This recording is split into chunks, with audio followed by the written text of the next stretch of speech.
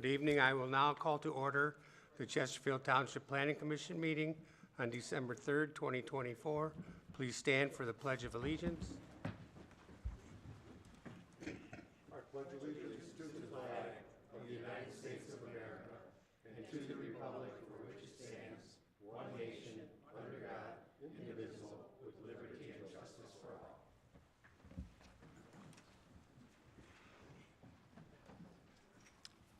Thank you. I will call the roll. Mr. Miller is here. Mr. LaBelle? Here. Ms. Vosberg? Here. Mr. Leonard is excused. Mark Renault? Here. Mr. Jaworski? Here. Mr. Klinowski? Here. Mr. Carr? Here. Mr. Brokart? Here. Approval of the minutes of prior meetings. I'll make a motion to approve the minutes of November 19th, 2024. Support. We have a motion by Mr. Miller, supported by Mr. Renault. All in favor? Aye. Opposed? Motion passes. Approval of the agenda. I will make a motion to approve the agenda as submitted. Support.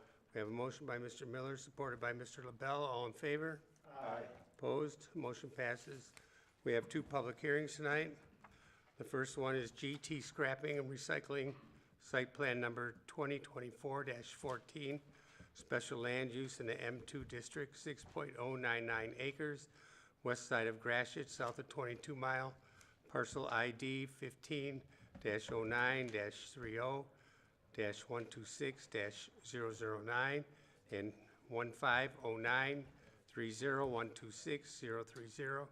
Addresses are 48655 and 48677 Gratiot Ave. I'll make a motion to open the public hearing. Support. We have a motion by Mr. Miller, supported by Mr. Renault. All in favor? Aye. Opposed? Motion passes. Ms. Osborne? Great, thank you, Mr. Chair. So tonight we have in your packets a memo from us, from Jill and I, dated November 4th. I'll note that this memo doesn't include the updates in the most recent set of plans that the applicant provided. So as I go through my letter, I'll explain what's a little different given their revisions. So this application is for a site plan and special land use for the redevelopment of an outdoor storage establishment for a scrap recycling center. Tonight, the Planning Commission is tasked with reviewing the plans and deciding whether the site meets all the zoning ordinance standards and their intent as they are applicable. The applicant has provided a narrative explaining how the project complies with the standards for a special land use, and the Planning Commission must find that all these standards for a special land use have been met in order to grant the special land use approval. So you'll see on the bottom of page 1 that there's a list of required site plan revisions. Quite a few of those have already been addressed in the revisions.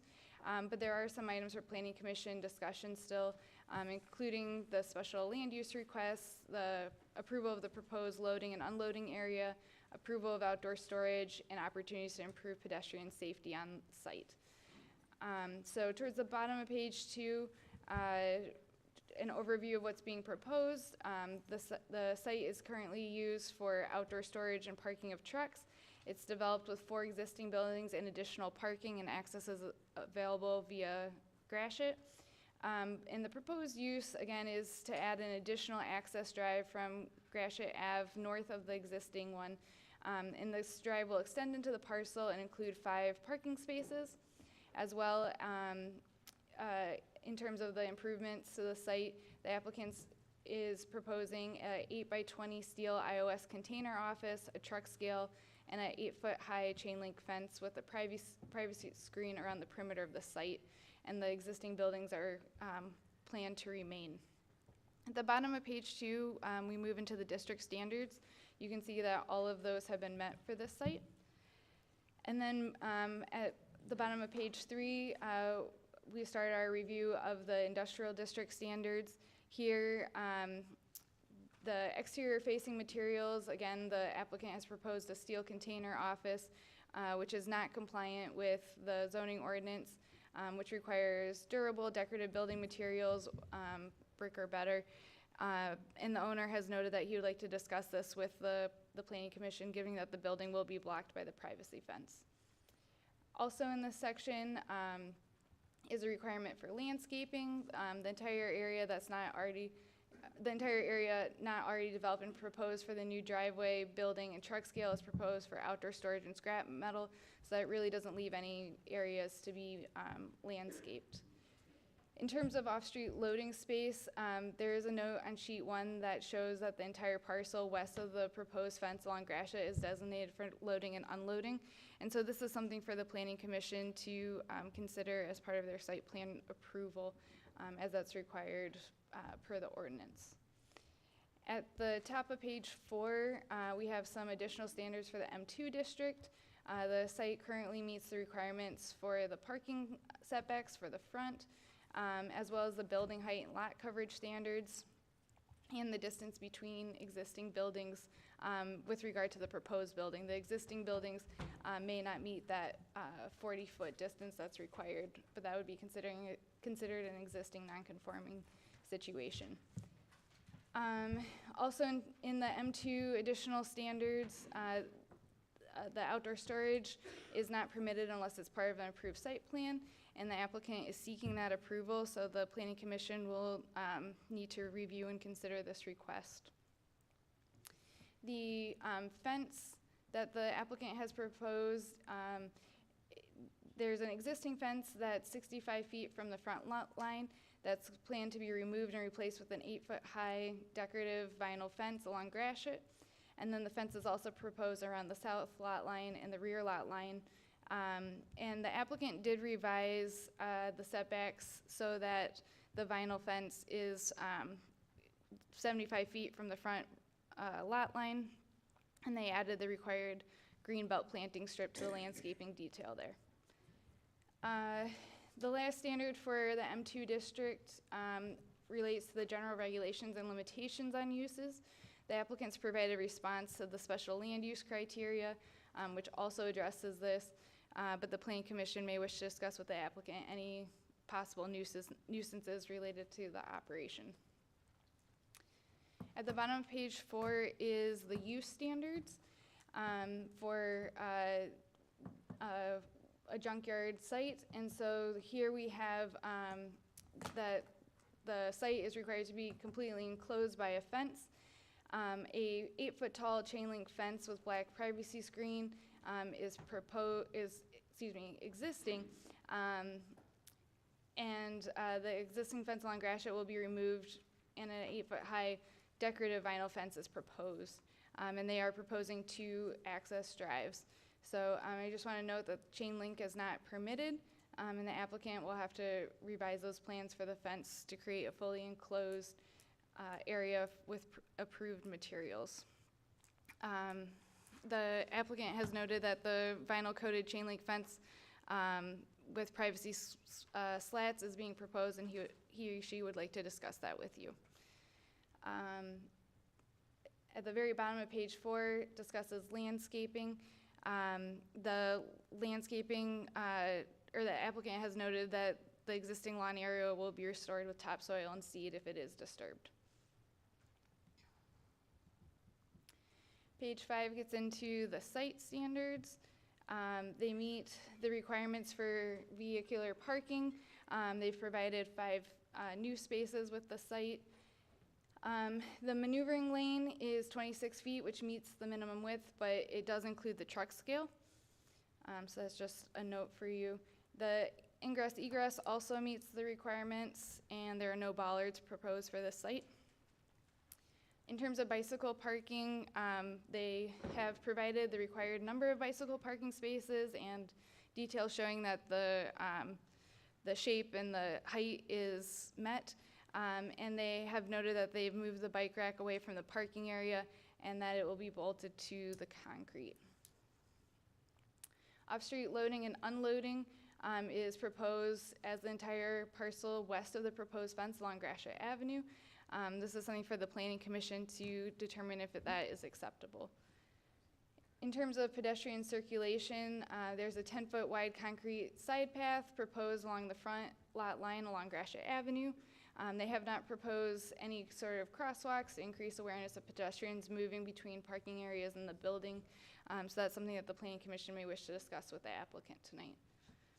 The site does not require additional screening between their site and the adjacent sites, and they've met the tree preservation requirements outlined in the ordinance. In terms of general landscaping, the plan has been updated with the common and botanical names, so that meets that little detail, and they've met the requirements for what's been provided and what's required. Additionally, with parking lot landscaping, they needed to provide one parking lot tree, and they've added one tree to the plans. And in terms of frontage landscaping, they were in need of 12 frontage trees, had originally proposed 11 and added one additional, so that's now up to date. In terms of lighting, the applicant has noted that they'll use the existing lighting on the site, and so that's something that the Planning Commission may wish to discuss. And finally, in terms of trash receptacles, they have added a roll-off dumpster to the site south of the access drive. So that completes my review. I'm happy to answer questions. Thank you. We have one letter from Kyle S. Jobin on 48646 Gratiot Ave, who is opposed to the GT scrapyard. Is the applicant here who would like to address the board? Yes.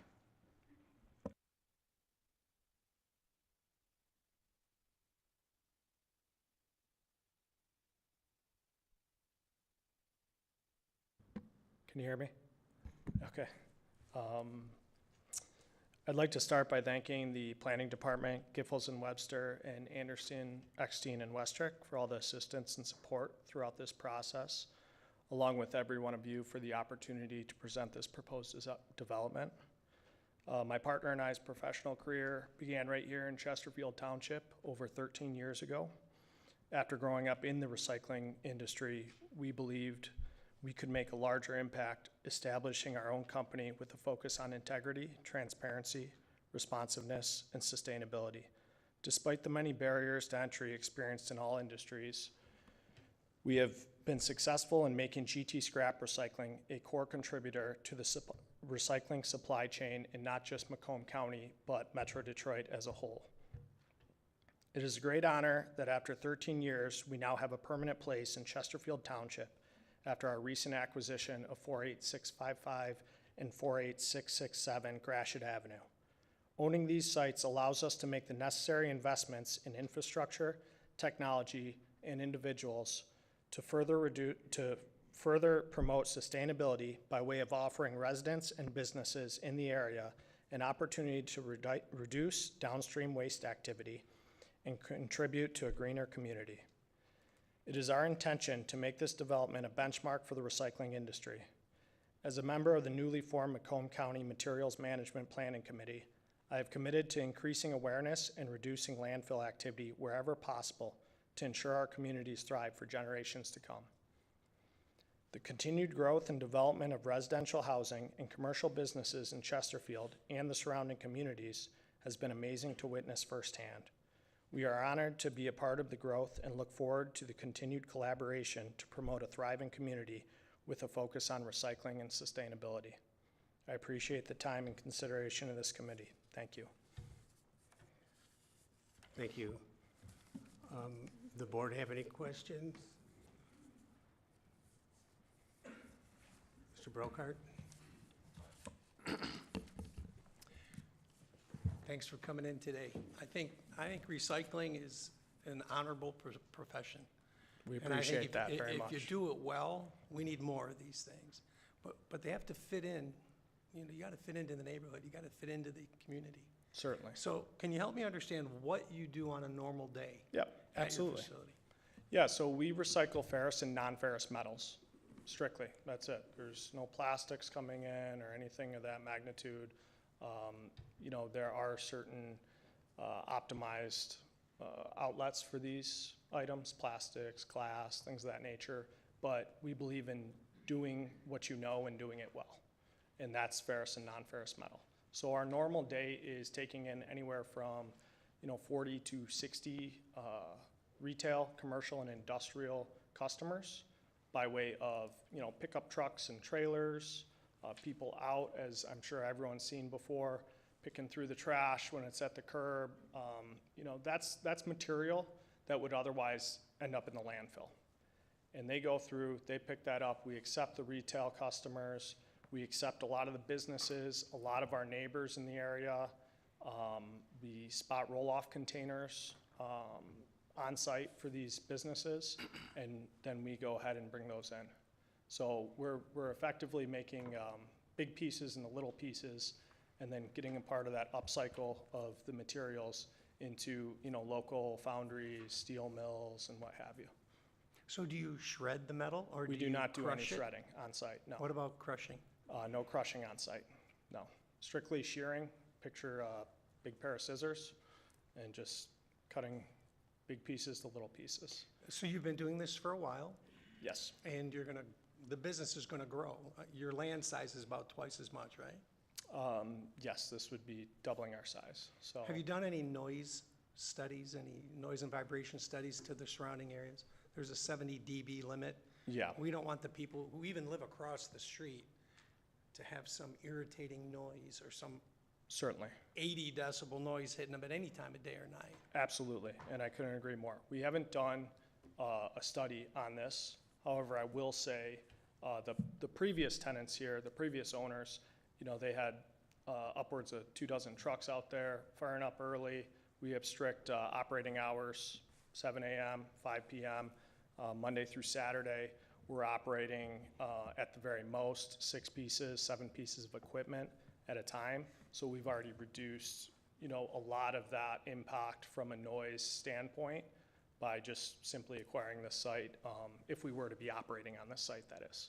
Are there any odors, anything we could be concerned about? No, as far as we're concerned, everything, we go through a strict process when customers bring material in. We've got someone at the scale, and they're reviewing every truckload coming in. And they're making sure that there are no closed cylinders, containers, Freon, PCBs, anything that would be deemed hazardous would not be something we would accept. And it's strictly under Institute of Scrap Recycling standards, and that's a global standard for these items we accept. I'd love to see an NVH report. If you could do that, I'd appreciate it. Okay. That's all I have. Thank you. Mr. Renault?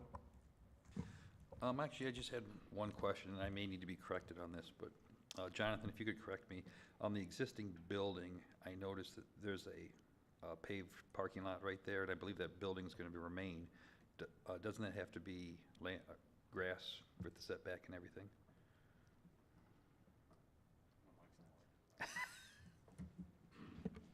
Yeah, the existing, I think it's a gravel or concrete area, is in the right of way, so that would be required to be grassed.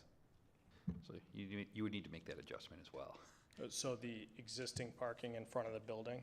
Yeah, Okay. that has. And, it's that in the was right there of way. prior to our acquisition. So- Right, yeah, it's in the right of way, so that actually is required to be basically grassed. Understood. Yep, that's the only item I had. Mrs. Vosberg, would you have a question? Yes, I do. Thank you, Mr. Chair. What are your, in here, in your letter, I think, and elsewhere, you've said if for non-recyclables, they would be placed in a dumpster and hauled away? Do I Yeah, for understand? any potential waste generated, office waste or from administrative processes, it would be placed in a small roll-off container. When you receive the scrap metal, are there non-recyclable attachments like a wooden handle or that type of thing? At times, there can be, wooden handles or a plastic part on things. As we all know, you order something from Amazon and it's not, it's not all what we thought it was. And yeah, we do accept those, and those items would be, in the process of items like that, they would be fed into a shredding operation in the city. And that operation, I can't speak towards it because we don't operate one, but I'm very familiar with them. And it pulls any contaminants or any non-recyclable metal out of the items that are shredded through there, and then those are then generated into landfill. So you don't do that procedure No, on your we don't site? do that. If you receive that kind of thing, you pass it on? Is that- If it's a commodity referred to as sheet iron, that would be a lot of the components, washing machines, things of that nature. There are insulations and things like that would then go for that further processing to remove those items. Okay, sorry if I'm not understanding. You do accept those on your site and separate those parts? Or you- Common household recyclable metals, yes. Yes, about what percentage of your waste compared to your scrap? Do you have that number? An approximate? That approximate number would be in the low, 2 to 5% range. Otherwise, we probably wouldn't be profitable. Okay, so about how many of these non-recyclable dumpsters does that generate in a whatever time period? A typical 20-yard dumpster, you might generate 2 of those a year. Oh, okay, Yeah, it's a very minimal amount. great. All right, thank you. Thank you, Mr. Chair. Mr. Carr? Yeah, well, first, from a special land use perspective, I feel it's a pretty good fit, for our 8 criterias, other than, my only, point was kind of what Ms. Brookhart was saying in regards to the noise. I don't think it's gonna be an issue, but because there's residential across the street, I do think that as a board, we need to, think about that. Although they are currently operating there, so, but because they did purchase a property and now are no longer leasing, I think that's a criteria of the 8 that we probably need to make sure that we're keeping in consideration. But from a special land use perspective, I think otherwise I would have an issue with anything else other than possibly the noise. From a site plan approval perspective, I do have a few issues that I think are concerns that I do want to bring up. One is the perimeter fencing. There's a reason why we want it to be solid walls, and that's obviously because it's a nuisance what's going on behind the walls, right? So we don't want any transparency at all.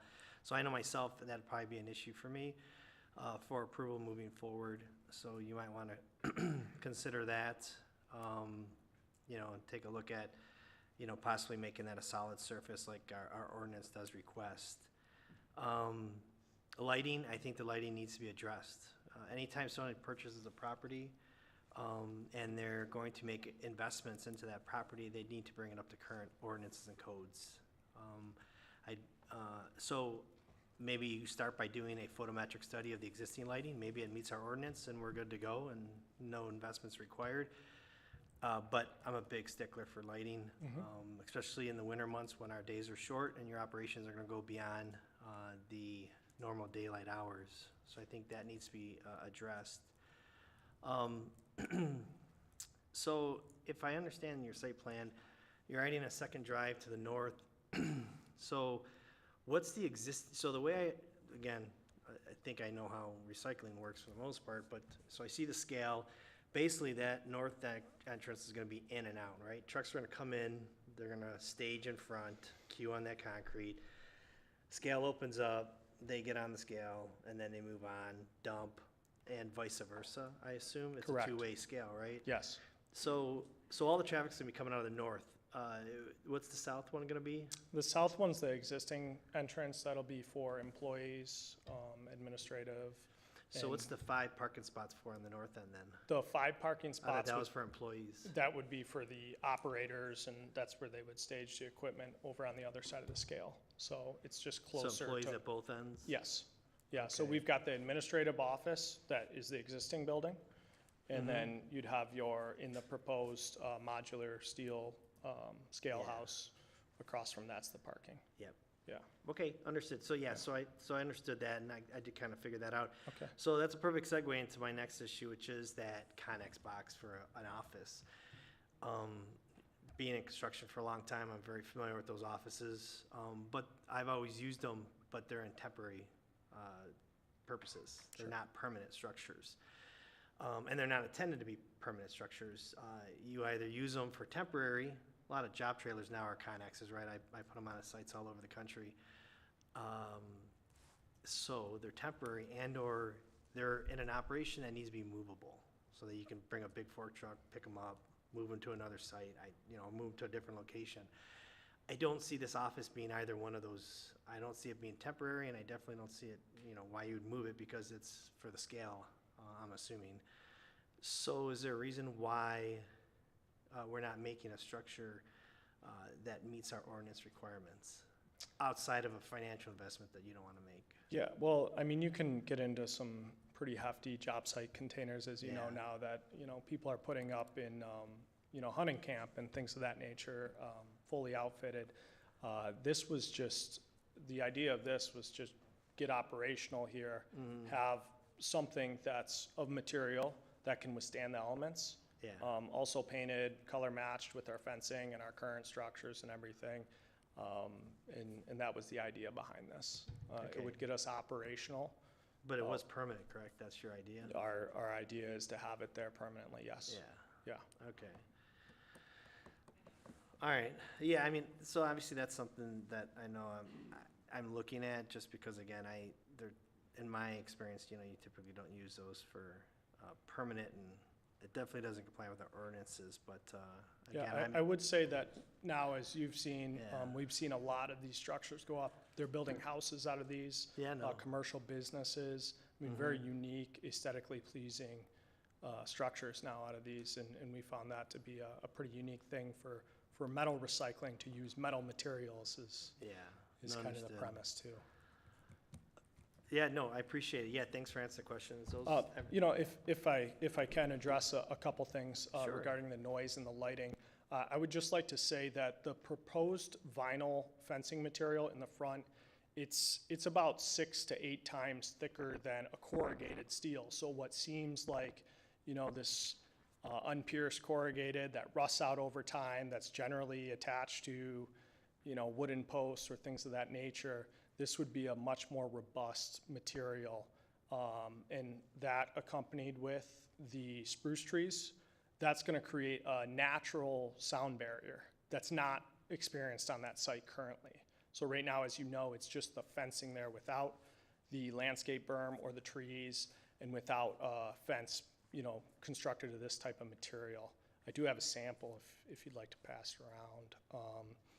And in regards to the chain link on the perimeter fencing, we were going to go with the vinyl coated chain link. And I'd just like to note that this development is right in the heart of that industrial M2 district there. So there are industrial commercial operations surrounding us currently. And then, if I may, in regards to the current lighting on site, we maintain a DTE lighting fee for this. So all the lights on there are operated and maintained by DTE. So each power line on that site is DTE's responsibility, and we just pay our monthly fee, and they make sure that lighting's maintained. So. Understood. I worked for DT for a long time. I'm familiar with those policies, but it doesn't disregard the fact that if you're investing in a new property, you have to come up to current ordinances, right? Yep. And whether that's a new agreement with DT and they add additional lighting that meets that requirement, and yet arrangement is, altered between you and them, I'm not looking at that. What I look at is just ordinance compliance. Okay. Right? Yeah, I mean, no, that's what we're absolutely. here to do as a planning board, and me, again, being a community member of this community for a long time now, that's our job, is to make sure we're vetting the investments that are No, coming certainly. in. I just didn't want Yeah. anyone under the, Yeah. the misconception that there wasn't lighting on site. Oh, And yeah, no, I'm there are- sure there's There are some the lighting. utility poles that run the full length of the Yeah. property, as you see on the site plan. Yeah. Each one of those poles does have lighting on both sides of it, so. Understood. Yeah. Yeah, no worries. Yeah, thank you. Yep. Mr. Jaworski? Yeah, I just got one quick question. When I've visited other recycling facilities, I see huge mounds of metal just piled up, and I think your buffer screening is like 8 foot. You got your trees and everything. what are you gonna do to maintain it from going above that? And, I mean, describe how your throughput is and to reduce those big mounds that I'm referring to in other Certainly. locations. Yeah, so I'll start with, you know, the metals markets are very volatile, like any commodity. So if you're not consistently moving your materials, you run the risk of jeopardizing your company's profitability and growth. You know, we've got 60-foot reach material handlers. They're loading out of those piles. You can't go above that. However, we segregate all the materials. Everything doesn't just go into one pile. Each thing, there are 350 grades we deal with on a daily basis. Everything's segregated, boxed, and dealt with accordingly. And, you know, the throughput is you'd like to move that material on a monthly basis. So you do not want to carry that, you know, month to month as the volatility of the markets are foreseen, so. Okay, it's throughput, volatility, I know from being a farmer, you store a lot of things until grain's up, right? So, I mean, how high would you say the maximum, you said you got a 60-foot reach? Yeah, they're a 60-foot reach on these machines, but, you know, you're not stacking high. That would be if the machine's straight up. That's not Okay. safe, obviously. It'd be hanging over your head. That's more for reach out to load and unload containers and trucks safely. You know, currently, you'd probably experience about 25-foot pile. I'm just thinking of the neighbors across the street. I know it's an industrial area, I Yeah. agree, it's probably in a good spot. You've And, been there for some time. You know, I But- would like to, yeah, we have been operating there for over 13 years. You know, I know all of you would have heard it if there were issues there, so we keep the material moving. That really promoted us to be able to grow and acquire this property and be standing here today in front of you. Yeah, I think we just need to double check our standards as far as height and stuff and make sure. I would not, in good conscience, I couldn't approve this if knowing that we'd have big mounds just piled up with metal. Thank you. Mr. Klinowski? Do you do any torch cutting on site? Torch cutting on site, fabrication for, you know, for our machinery, when we need to maybe torch out a pin or a bushing, things of that nature. We have experienced, you know, large bridge beams that we would have to torch down to size that aren't capable of our shear to do because of the size of them. So, you know, we have done that in the past. Do you do any bundling on site? We do not do any bundling with steel. We have downstroke horizontal, think cardboard balers at grocery stores, and we will compact aluminums that way, yeah. Okay, no further questions. Mr. LaBelle? Thank you, Mr. Chairman. First question or first comment, going back to what Ms. Vosberg was asking about, for instance, a washing machine having plastic components. Maybe you can explain how you decrease or you prorate the amount that you give somebody per weight because it's contaminated. Not contaminated, but it has plastic in it. Right. And then, you know, then it's shipped off to Detroit for further separation. Maybe you can explain that to her real quick. Certainly. So, as I said, the markets move month to month on steel daily for non-ferrous metals, copper, aluminum, brass, things of that nature. So the pricing that we put together, which is very common amongst the industry, it factors that into the equation. So there's what's called the American Metal Market, which would post steel pricing for this finished product going to the steel mill. And then it's a margin off that. And that margin is dictated by your cost, you know, your freight, your handling fees, and ultimately the recovery off of these units. So that's just a price that we've set forth. You know, if it's $100 to move it from point A to point B, touch it, and then you're looking at maybe a recovery of 60%, that is the formula we use to dictate pricing. And that's across all commodities we handle. So you're getting 100% of the price for a metal stamping from a manufacturer, and you'll be getting 60% of the price from, let's say, an automobile, a car, a washing machine, a refrigerating unit, anything of that. Thank you. Does that help, Ms. Bosberg? I understand what you're saying based on the percentage of reusable, recyclable, but who removes the non-recyclables? Do you, or do you pass that on? That is the shredding unit. That's specific to one grade. You Yeah. do that on your site? No, we do not You do shred not, okay. whatsoever on our site. We are not breaking down those materials on Yeah. our site. Okay, that's what I understood you to have said. Thank you. Yeah, Thank you for the absolutely. Thank you. Let's go back to lighting for one moment. I know you had mentioned that there's what we call OPLs on the site, on the poles. Yep.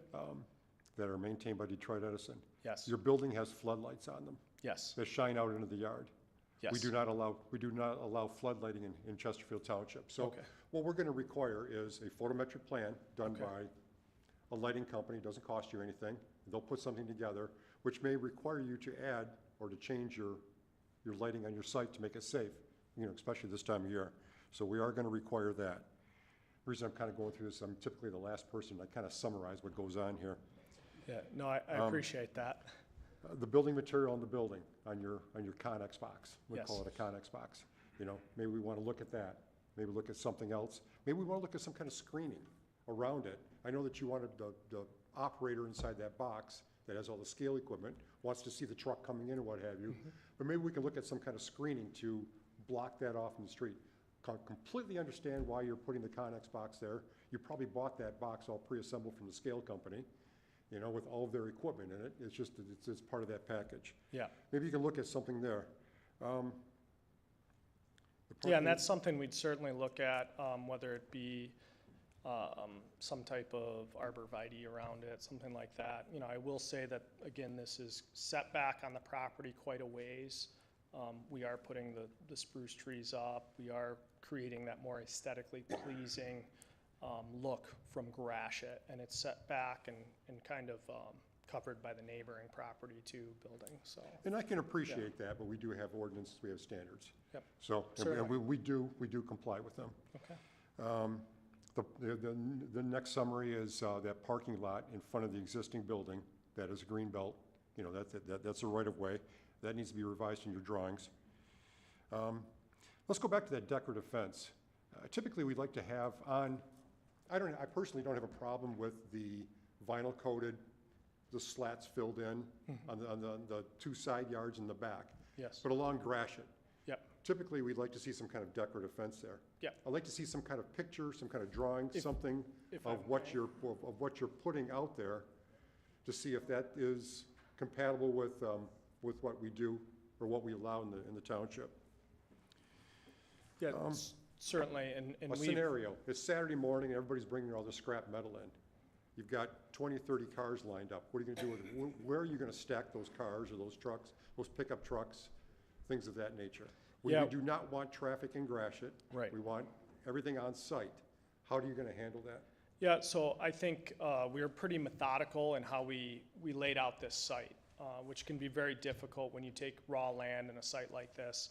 I will say our scale currently is much closer to our entrance, and we don't experience traffic like that now.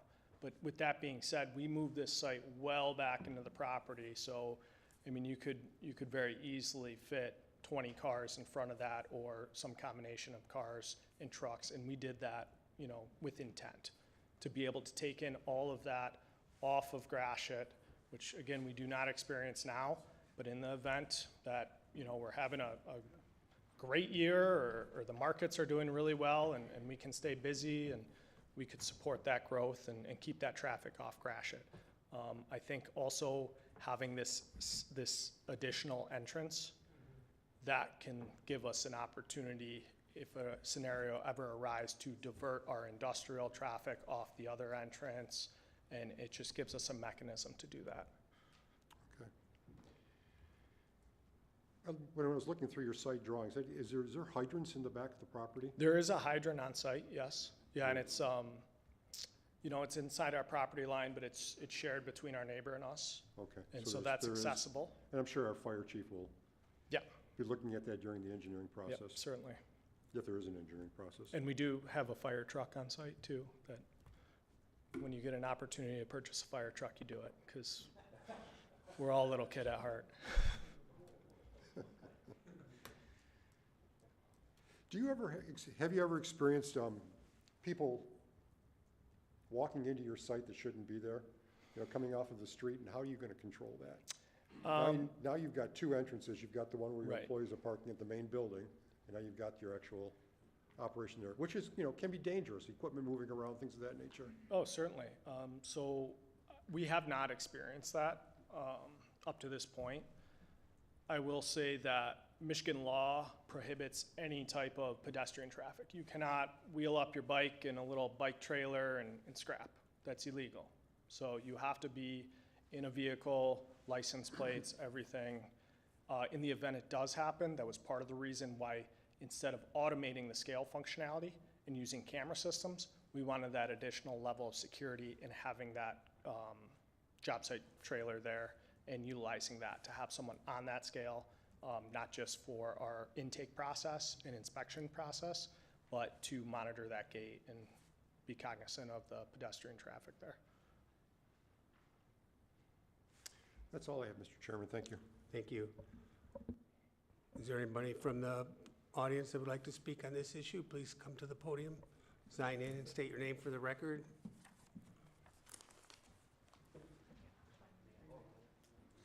Three-minute time limit.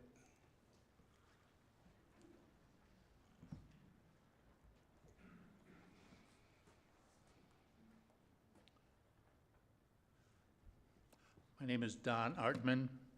I occupy a business space on the north edge of this property that's being talked about here tonight.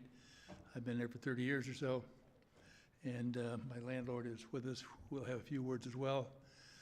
We certainly welcome Rick and his operations there and so forth, and we'll do everything we can to cooperate and facilitate and make good neighborly policy our method here and so forth.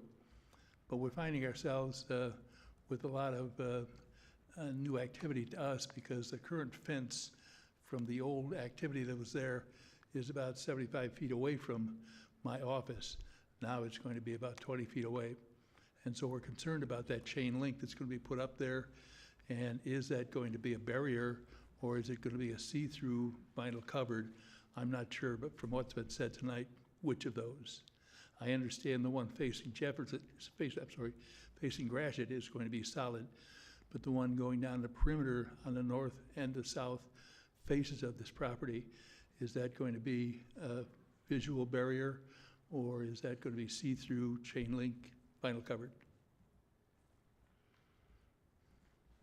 Secondly, the utilization of the building that I'm in. We have truck traffic coming in there servicing our activities. I'm one of 4 renters there of that property and so forth. And the truck traffic is significant. And the truck traffic avails itself of the easement that's there for the fire hydrant that's back there. And some of the truck traffic from our own activities there and so forth have taken advantage of that easement there from the property line that extends onto the property, Nick's property here and so forth. And so we've been availing ourselves of that as it wasn't being used for anything else there and so on. And so as Nick is taking his fence from Gratiot to the west, when he gets past the fire hydrant, he wraps that fence back toward us about 10 or 12 feet or so. And in doing so, he then encumbers the activities that our trucks will be looking for there. And we'd like to go on the record with that tonight and see if something can be worked out there. Any questions about that? We'll address it at the end. After you're done, we'll address. Okay, all right, that's all I have. Thank you. Anybody else? I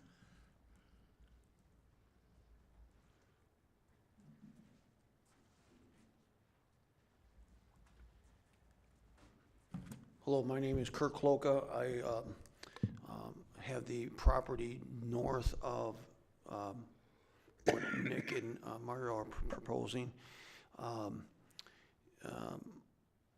My biggest concern is a dust factor, and I think it'd be minimum, you know, but it's something I would like to consider. The runoff for the sewers, is it gonna be pitched toward, you know, accordingly?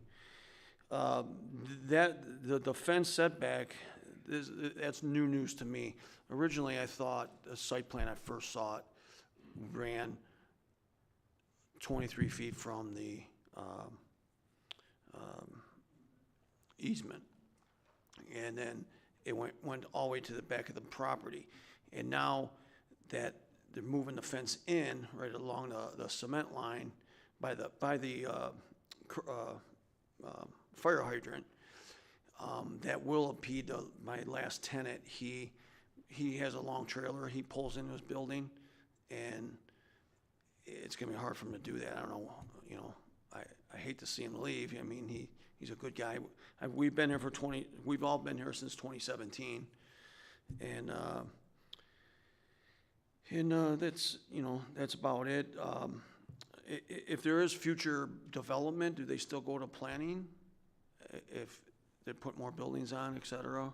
But that's my biggest concern. Like let's just say the dust factor or runoff, do I have any recourse, like in a year from now, like, hey, it's pitched the wrong way, who do we address? Stuff like that. So that's my main concern. More or less a fence, and a dust factor, which is 8-foot fence is nice to have. And I know it was supposed to be matted or meshing on there, so it would keep the dust down. The other thing about the fence is when we plow, now we're gonna lose 3 more feet in that driveway for backing trucks in and out at the end. So it'd be the west end of the building, not the east end. And, you know, that's what we're a little concerned with. And maybe public safety, if there's a fire, getting a fire truck in there, now we're it's pinching us a lot. That's it. Thank you very much. Appreciate it. Anybody else like to speak?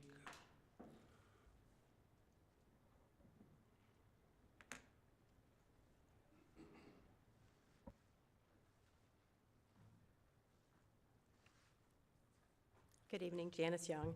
I work, first of all, I've lived in Chesterfield a long time, so I really, you know, these kind of things are touching me, I guess. But, you know, I just want the Gratiot corridor and 23 corridor, you know, to be the best that it can be. And I don't know if extending a scrapyard or a junkyard or recycle facility is really an image for Chesterfield to have right there. But on a second note, I work directly across the street from this proposed property. So I work for a small business owner. We are a financial planning firm, and, you know, we have a nice little office that's, you know, well landscaped, well taken care of by the owner. Behind us, we have a medical facility where we do have ambulances. It's a dialysis facility. So we do have emergency vehicles coming in and out of there. Right next door to us is a shopping plaza with Marco's Pizza. They have a lot of deliveries that come in and out of there. And just last year, there was actually a pedestrian on a motorized bicycle that was hit on the sidewalk as someone was coming out of that shopping plaza. So, I mean, that is a concern there. And I know that when I turn left into the parking lot of my office, there's oftentimes big 18-wheeler trucks wanting to get in that turn lane to turn left the other direction.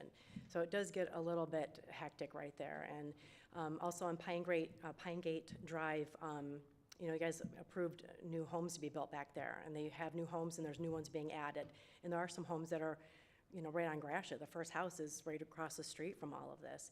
And then just a block north, there's another condo complex that just runs back, you know, and I think that might be a senior complex back there. So, you know, as a financial planning firm, we have a lot of clients that are seniors. So the traffic is a concern for that aspect. I'm not speaking on behalf of the owner, just speaking on behalf of myself and my experiences there. As far as the actual amenities that they've talked about, I've pleaded with you guys before to hold these businesses to our standards, so I'm asking you to please do that. You know, that container building, I understand the concept, you know, 100%. I'm on board with recycling. I can appreciate that, that I'm okay with that. The added driveway, I know that curb cuts were an issue on 23 Mile Road, so I don't know if that's going to be an issue there as well. And as far as the fencing out front, I think if you're going to do a solid fence, that would definitely be needed. And if Mr. Jaworski had mentioned, stuff piling up over 8 feet, I drove by their building further down, and you can see stuff, and their gate was open, the driveway was open, you could see it, and it looks like a junkyard back there. That would be right across from our office, so those are my thoughts. Thank you.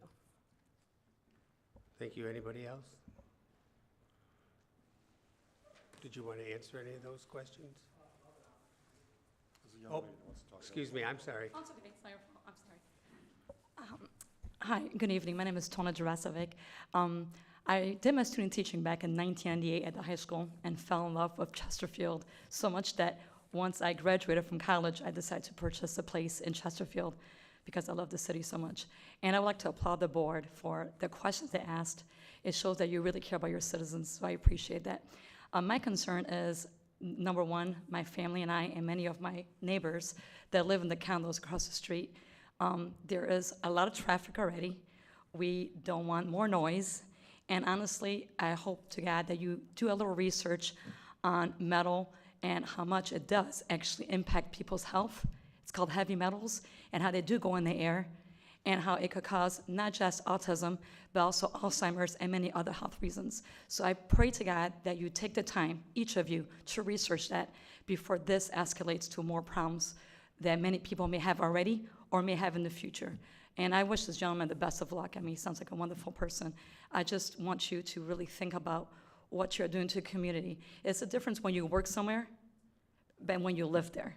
I mean, we all want to come to our home and feel safe in our home, not just safety with what's around us, our neighbors and so forth, but I'm talking about the traffic and also what we breathe and what we hear and what we see. So I really pray that you take the time to think about the people that actually live in Chesterfield, not just work there, but also live here. Thank you so much for your time. I appreciate it. Thank you. Anybody else like to speak? Not?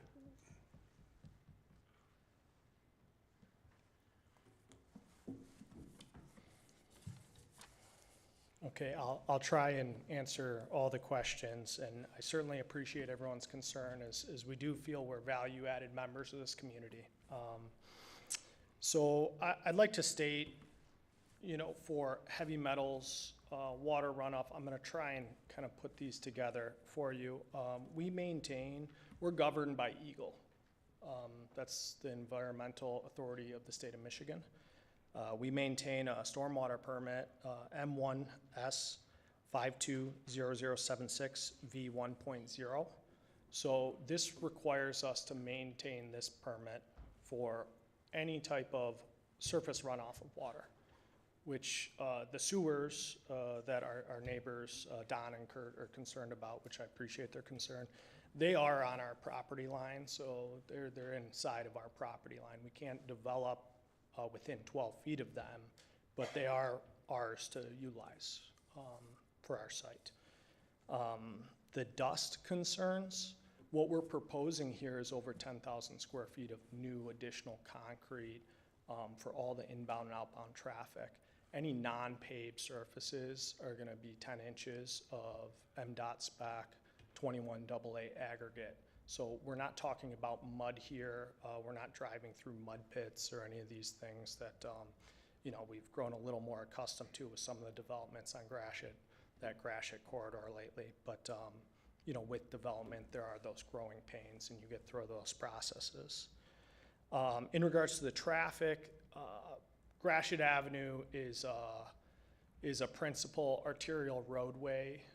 It's always going to be that way. There's a lot of industrial business there. Like I said, we're right in the heart of industrial business. So we are zoned that.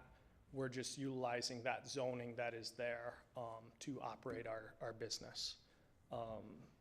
In regards to the heavy metals from like an air quality standpoint, I don't have any institutional studies on this personally.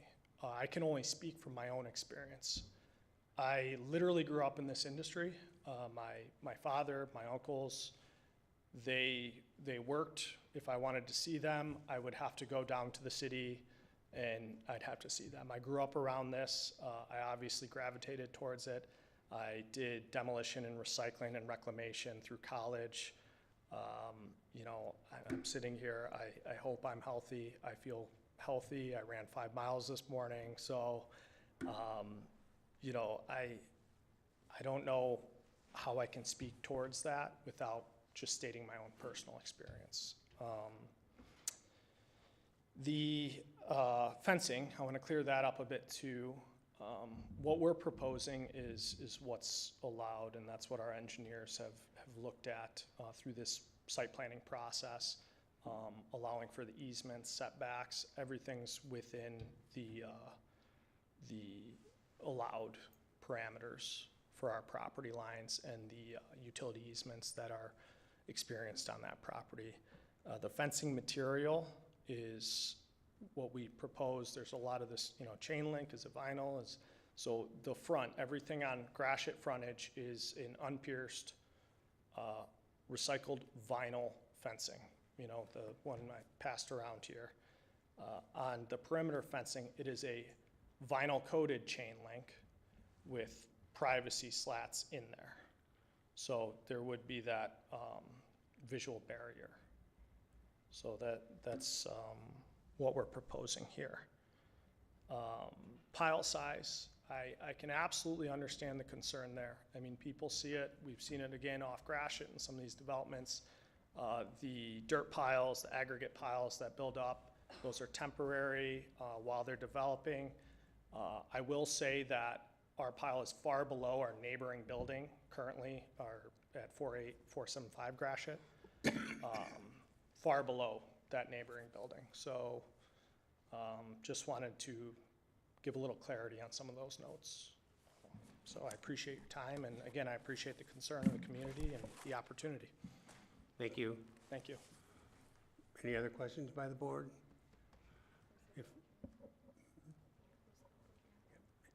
With that, I'll close the public hearing. I'll make a motion to close the public hearing. Support. We have a motion by Mr. Miller, supported by Mr. Renault. All in favor? Aye. Opposed? Motion passes. We will give you our decision at the next planning commission meeting. Motion. You want to make a motion? Should I make a motion? Should we have a motion? Your standard rules are to wait to the next meeting, so I don't think you need a motion, unless there's anything you want to require of the applicant. Thank you.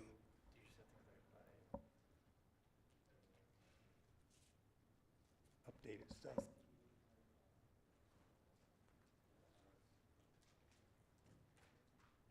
Mr. Chairman, if I may, first of all, our next meeting will probably be January the 7th. You know, if there's enough on the agenda, so we'll be postponing our decision until that time. A quick summary, if you wouldn't mind. Some of the things that we're going to be looking for is, you know, one, we talked about that scale house. We want to look at something more desirable other than a Connex box. We're looking for some kind of a lighting photometric plan, and not utilizing flood lighting. We want all of our lights shining toward the ground. We want dark sky, you know, here in Chesterfield, which we're trying to improve what we do with our environment. Decorative fence we talked of. As far as the fence goes, it sounds like you're putting the fence in your property. Maybe you want to spend a few minutes with the gentleman and maybe come to an agreement what you can do with that. The removal of your drawing has to reflect removing that parking lot in front of the building and a green belt in the right-of-way. And maybe just a note on the drawing with the maximum height of material going to be stored on the site, so we've got that on record. Thank you, Mr. Chairman. Mr. Chairman, one more. Sure. I would appreciate an NVH study, noise, vibration, harshness. Sometimes the decibel level can be low, but the harshness of the noise is so irritating to make you crazy. So if you could do an analysis at your property line, that'd be great. Thank you. So with that, then I would need a motion to postpone till up to 6 meetings. It has to be date specific because it was a public It hearing. doesn't have to be date specific because the public hearing is closed, so you can do up to 6 meetings. And I would tell, just for the public and the applicant to, you know, as of right now, it's planned that the next meeting will be January 7th. The township board still has not approved the calendar for next year, so it's unlikely it'll change, but it's still possible. So just keep an eye on the website just for official meeting dates. Thank you. Mr. Chairman, I'd like to make a motion to postpone making a decision up to 6 meetings. We have a motion by Mr. LaBelle, supported by Mr. Miller. All in favor? Aye. Opposed? Motion passes.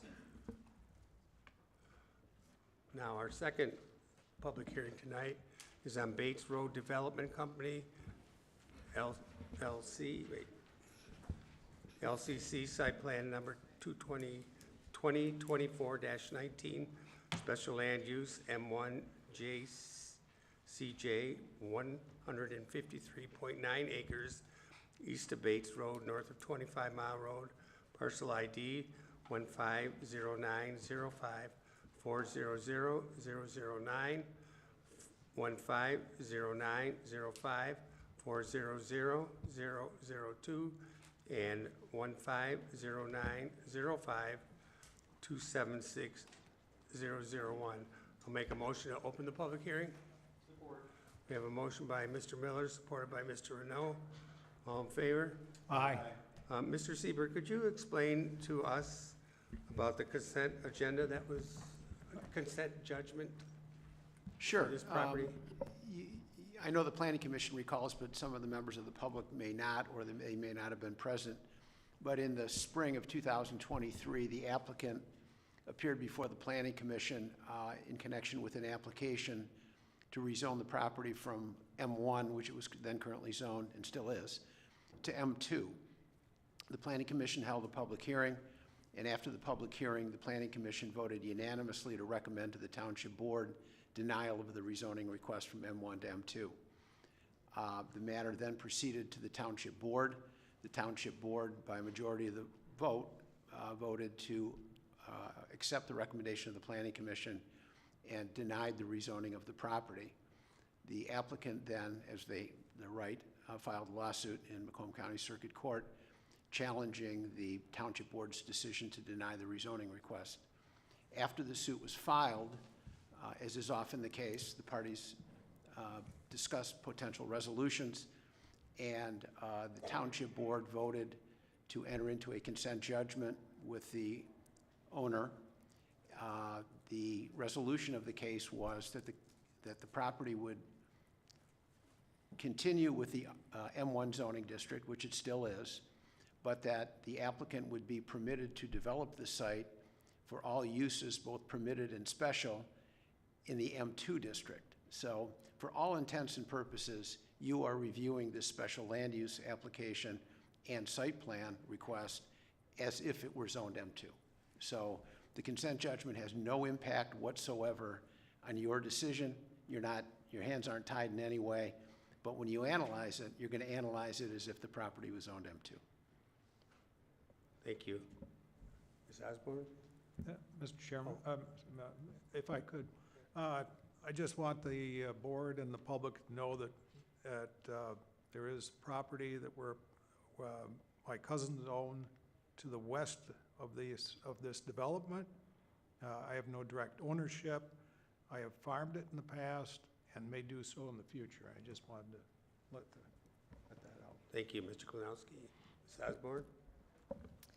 Thank you. Thank you, Mr. Siebert, for the history on the site.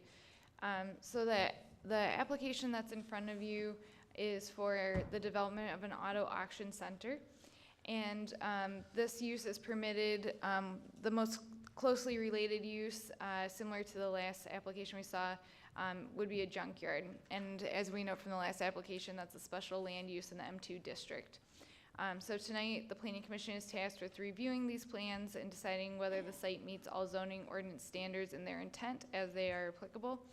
And in your packet, there's a narrative from the applicant explaining how the project complies with the standards for a special land use.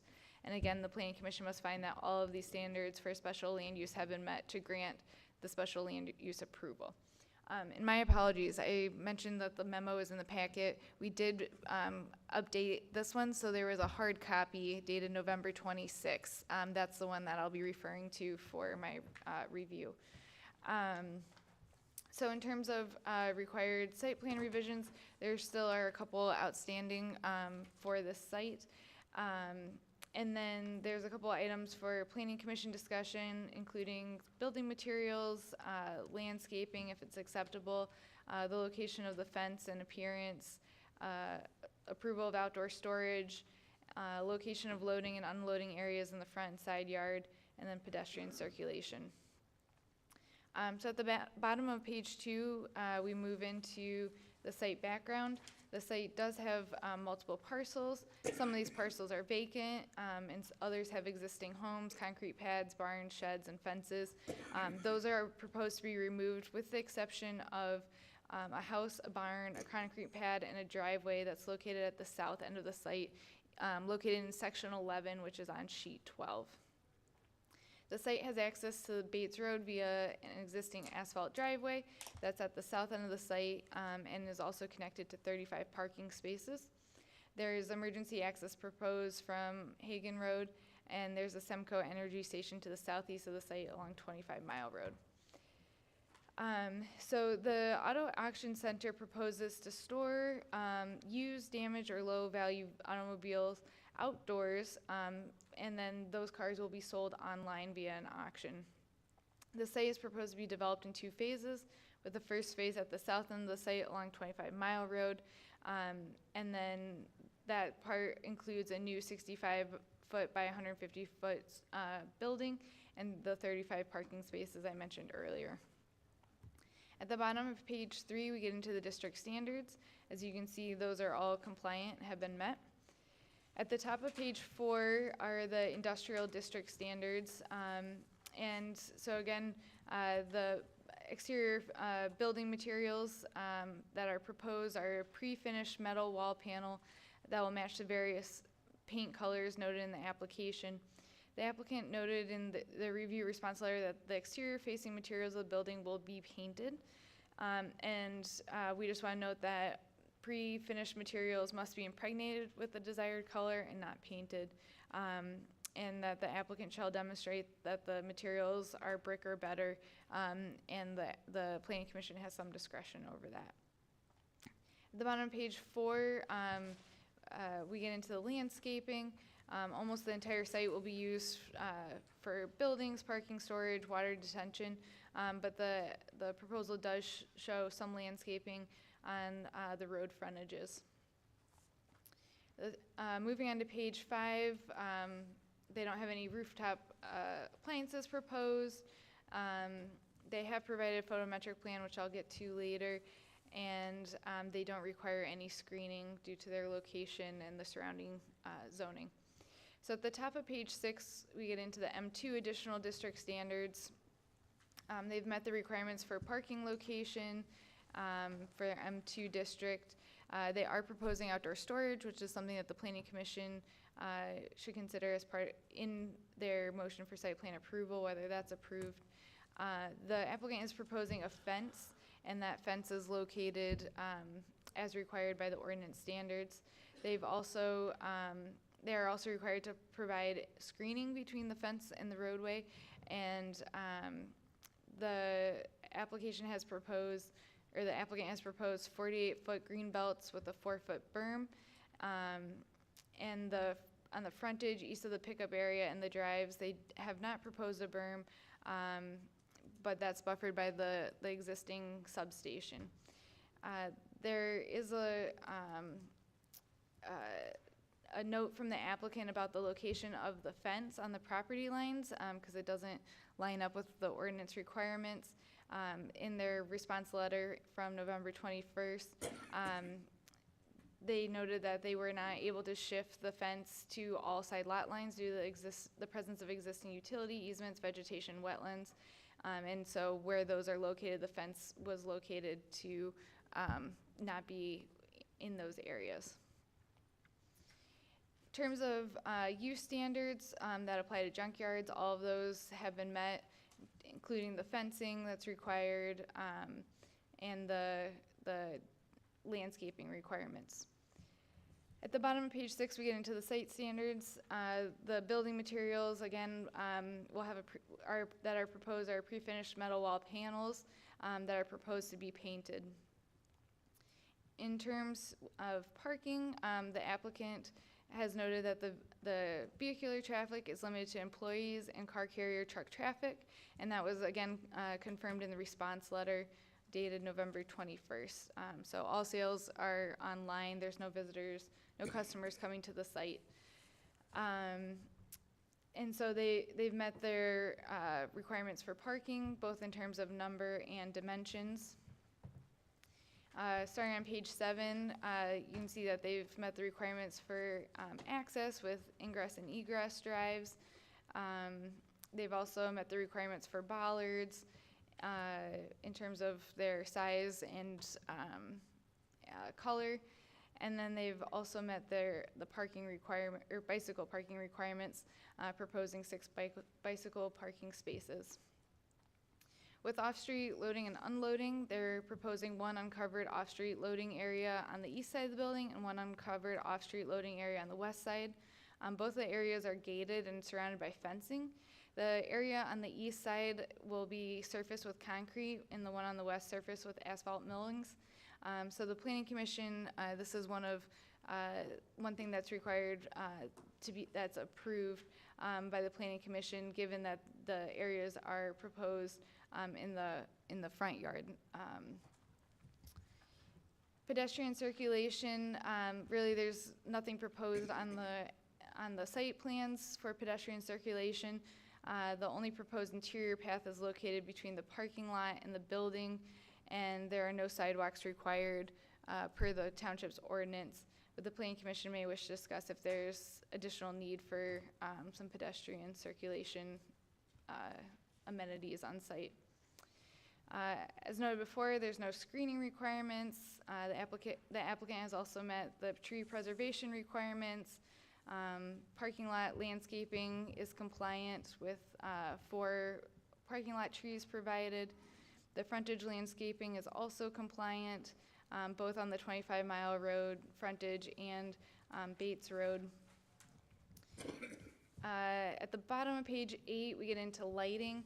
The applicant has provided a photometric plan. The fixtures all meet the township's requirements.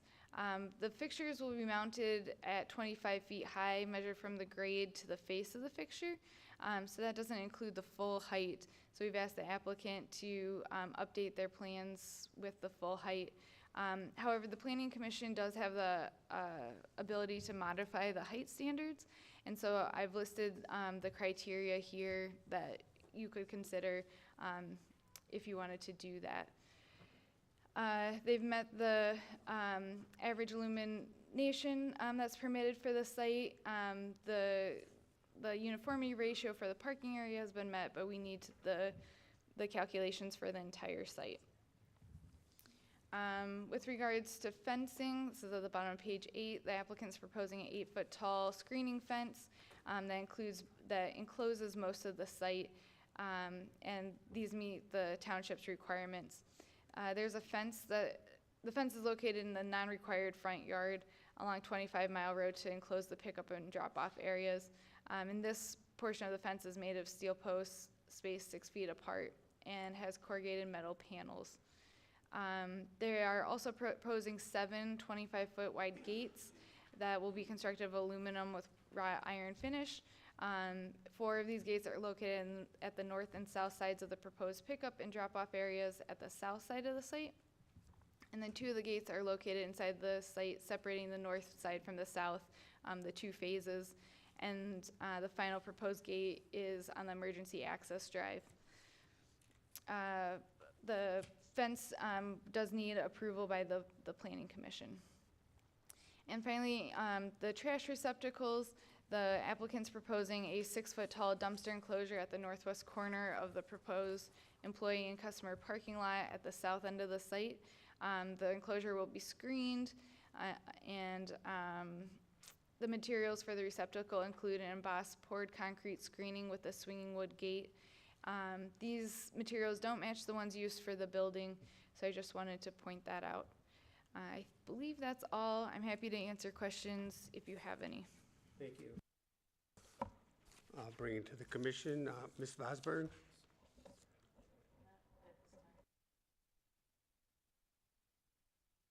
Is the applicant here who'd like to address first?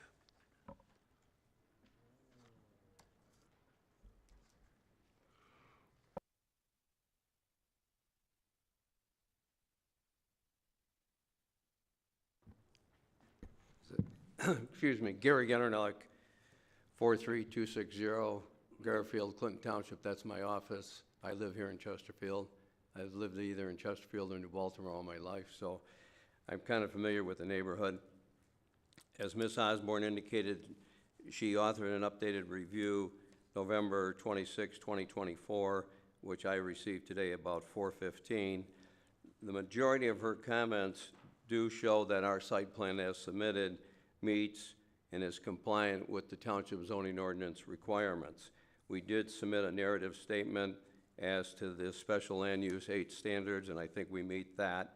I do have a handout that I wanted to distribute to you, because in some of the comments was saying that this was assimilated to a junkyard.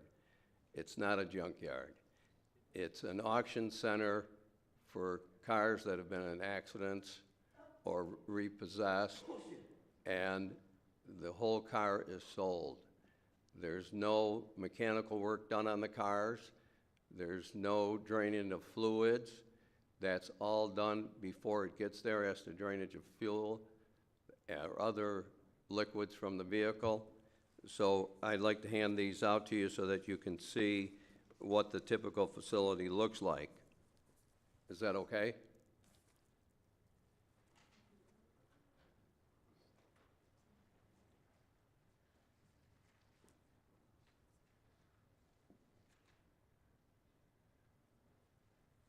So when the vehicles come to this facility, they're taken off the truck and maneuvered within the yard by way of forklifts. About the 3rd page down, you can see a Caterpillar front end loader with forklifts. That's how they move all the vehicles amongst the storage facility. Obviously, you have to have a large parcel of property to do this. IAA has a similar facility in Belleville. I visited that facility. There's no member of the general public that is allowed within the facility. When I walked the facility with the assistant manager of that facility, you had to wear a protective, reflective vest, similar to the one gentleman in the one picture taking a picture of the car. And it shows the one picture, the front end loader, moving a full-size pickup truck through the facility. And then there's a narrative statement that outlines how these facilities operate. The company has facilities throughout the United States and Canada. The proposed building, as to the facade, it's basically a metal building. The fencing, the landscaping, and part of the entrance is in compliance with the zoning ordinance requirements. And in our proposal, we've agreed, my clients have, to pave 25-mile road from where the pavement ends east of the railroad tracks, just west of the entrance into this facility. There's like a separate driveway for the trucks to come in and out of, and then a separate driveway for the employees. There's generally between 12 and 15 employees on site, so we have 35 parking spaces, so there's more than enough parking for the routine members of the staff that comes, or people from other facilities that come to ascertain how this facility is being run within the corporate confines of this operation. In reviewing Ms. Osborne's letter that we received today, I think the only really issue present is with reference to the building materials.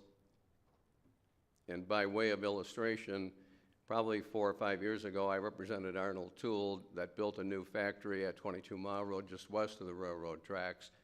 That building basically, and I went by there today and had my measuring tape, and the first 8 feet on the sides is concrete block that was painted on site. It's a typical concrete block facade. Then on the one side that faces the industrial park, after about the first 12 feet is a decorative concrete block that was painted on site. And then like where the office spot is, there is some brick there. But that's a relatively new, large manufacturing facility in an M2 district adjacent to the railroad. And then when you go to 23 Square, there's some new buildings that went up in the back end of that, and I believe those are not brick. They were like a poured concrete building that was erected in place or poured in place. So we would ask that you consider that building that we've submitted, or in the alternative, that there be approximately 4 or 5 feet of brick on the exterior front facing 25 Mile Road, and the rest of it be that metal configuration. Now, the metal on the building is painted at the place of manufacture. So it's a pre-finished material. Same way with the fence. It's a painted material, but it's painted at the facility that manufactures those items. So it's not something that's being painted on site. The perimeter of the property is going to be enclosed, as Jill indicated, by an 8-foot obscuring fence. There's a berm. There's trees that are going to be planted in compliance with the ordinance. Up near the front, to the west of the driveway going into the facility, there is a berm with trees, but right in front of the facility, there's no berm. There's going to be some vegetation, but we wanted to keep that open so that you had greater visibility either going into the facility or coming out to turn right or left, that you could see other cars coming or trucks coming and going. The majority of the truck traffic is going to come in off of Gratiot, come up 25 Mile Road, turn right into this facility, and when they leave, whether they're leaving empty or loaded, because people, authorized people, buy these vehicles online through the online auction. It's kind of like an eBay type setup, and the trucks will come, pick up the vehicles that are sold to different organizations or individuals, and trucked away. There was a comment with reference to the lighting. We did provide a photometric illustration as to the lighting, and the light pole is about 25 feet high, and the light fixtures attached to that at that 25-foot measurement. But I think part of the ordinance says that the total configuration cannot exceed 35 feet, and we agree with that, and I don't think that pole exceeds 35 feet with that attachment for the lights, but we can confirm that. And in any event, it would not be higher than the 35 feet as referenced in the ordinance. There's only lighting in close proximity to the building itself, the office building, because it doesn't operate at night. It's all fenced in for security purposes. We've had discussions with the fire department. They wanted emergency access, basically where Hagan Road dead ends at this property, so that's where that's configured. They've had discussions with the drain office as to drainage in the area. On the site, there's 2 detention ponds. Those ponds, when we referenced phasing, the ponds would be built in the first phase to accommodate all the drainage issues at one time.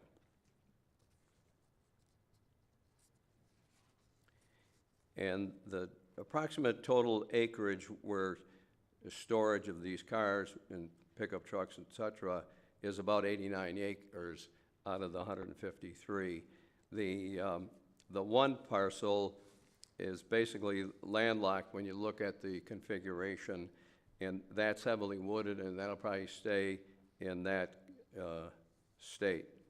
So when you drive by this facility, you're not going to be able to see the cars because of the fence and the berm and the vegetation. On the way here tonight, I stopped by Lowe's and Best Buy, and if you drive by those facilities, you can see all the cars parked in those lots. But in this facility, because of security and the nature of the business, it's all fenced in, it's obscured, the vegetation's there, and the fencing is set back significantly from the road right-of-way. So that provides protection to my client and also an aesthetic to people that drive either 25 Mile Road or Bates Road. And Jason, the engineer's here, if you have any questions of him. We've had a wetland consultant review the property. We believe we're in compliance with the Eagle requirements on that issue. And we've also had discussions with the Macomb County Drain Office as to the drainage on this piece. The Crandall Drain runs through part of it. That might be relocated along the road frontage at the Drain Office's suggestion. So if you had any questions, we'd try to answer them. Thank you. Sure.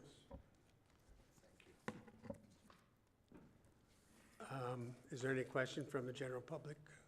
Please step to the mic.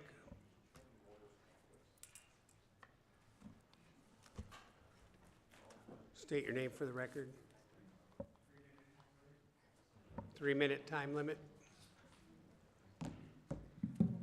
Good evening. Diane Brohl, 27850 Hagen Road. I have lived in this area my entire life. Chesterfield has been more of an upscale area in the past.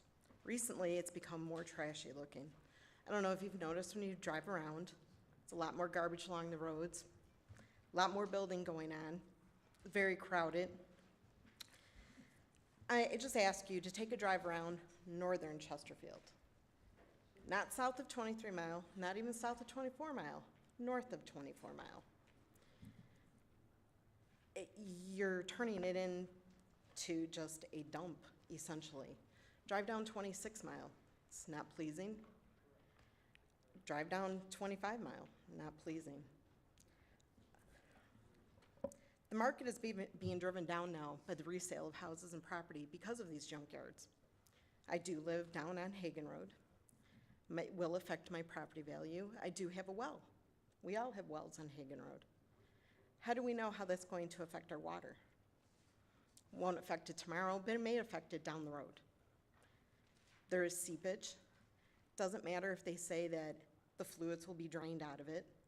You don't know that. No one's going to check that. I have been around salvage yards. I have been around machinery. Things leak. I do know that. I find it interesting, Mr. Siebert spoke of that this has been being worked on since spring with this company. But this company, Bates Road Development, was formed on June 17th of 24.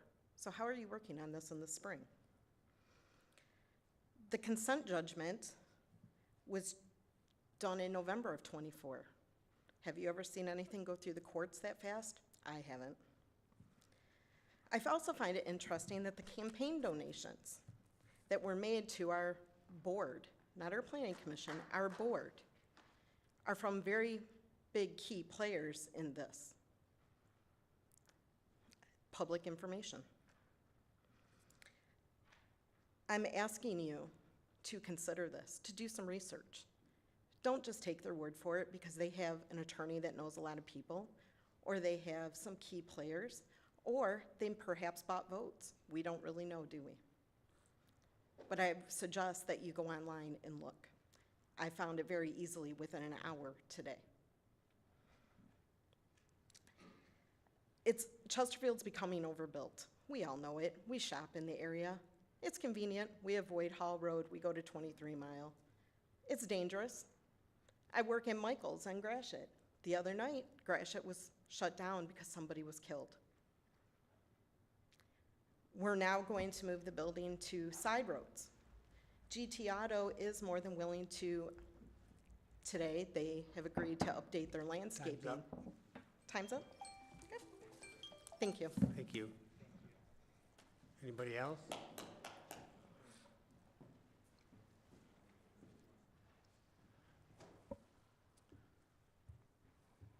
Alder Hines, Bates and Hagan. This is a rehash of what we brought to the light of the board several years ago. Nothing has really changed, except now it's an LLC and they're not liable for anything. It is impossible. We brought physical evidence, pictures, which you saw some pictures tonight, but our team went down there and actually took, not trespassing, but from the peripheral areas of the things south of Detroit, all of the garbage and the other things that were on that lot that they had down there, which they claim is perfectly clean, and all these things that they kept saying, we're gonna do this, we're gonna do that. None of that was visible, and we talked to even some of the residents in the area. And we can resubmit the photos if you wanna see the puddles of fluid, oil, gas, whatever. These are junk cars. It's a junkyard. All this thing about the auto auction online is a lot of fluff. It doesn't mean a thing. Sure, they'll sell something, but this is also where they're building it, is adjacent to the garbage dump. It took me 4 years ago, over 2 years, to get the township to realize what they were doing with the Michaels Group. And that was never cleaned up. So water runs downhill, we all know that.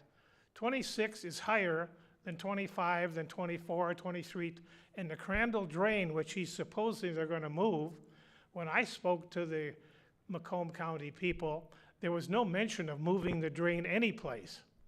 They don't plan on moving it, because the water will seek its own level. And the water that's coming down traverses, it snakes through all the property south of 25 too. And I don't know about G&T, but it doesn't sound like they're gonna be dumping fluids on the ground, but we have physical pictures of all the stuff that was dumped south of Detroit on their other lot. So it's just a sham again. I would hope you people wake up to the fact that this is just a snow job, and I'm sick and tired. I'm 88 years old. I may not be around for the next 20 years, but within 20 years, as was just mentioned, our groundwater will be contaminated. There's no way around it, because all the stuff, you realize the elevation from 26 down to Selfridge is hundreds of feet, and it's gonna happen. I'm probably running past 3 minutes. I get very emotional. But I am sick and tired of this rehash of this one organization who changes their name, and now they're not liable because they're an LLC. It's ridiculous.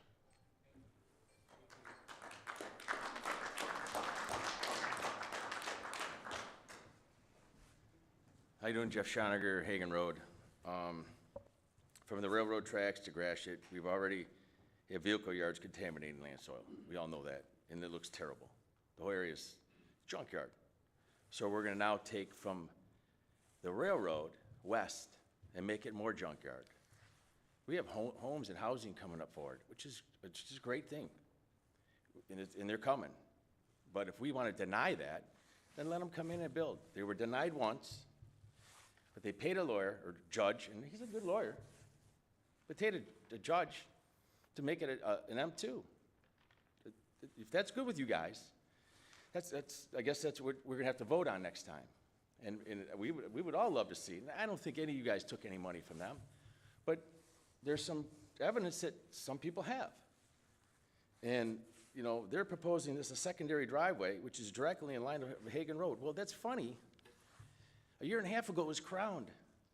Hagan is crowned beautifully. And I'm wondering why. 3 weeks ago, they come north to the ditch, they cleaned the ditch up. Well, who does that? They haven't done that ever. They cleaned it up beautifully.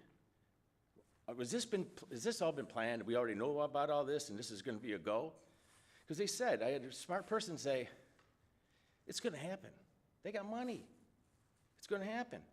They're billionaires. They got all of them all over the place. Go take a look at some of them. But live by one of them. And I love that. He's a good guy. But guess what? He doesn't live in the area. He says he lives in Chesterfield and he lives in New Baltimore. Great, but he don't live in our area. He don't give a shit about our area. And I'm okay with that too. It's business.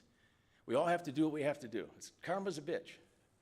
The sound that is going to be generated. What is the sound that's going to be generated? I love that you guys said that earlier today. Sound is a big deal.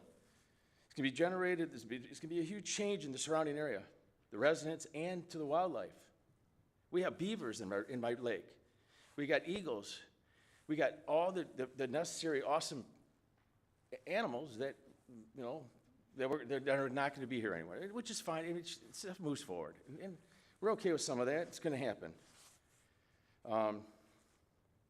And like I said, the residents in Chesterfield would love to know how we proceed with this forward, because I know it was kind of a last-minute thing that we found out about this. We didn't get a letter. He got a letter, so he told us, and we told a few people. But I will make sure next time that we tell twice as many people, and they'll tell twice as many people. It's going to be a lot of people here. So we appreciate all you can do to help us out with just making the soil. I got my granddaughter, I have a 1-year-old granddaughter. I want her to live on our lake. And I don't want the soil to be all contaminated. You guys have a great day. Thank you. Anybody else?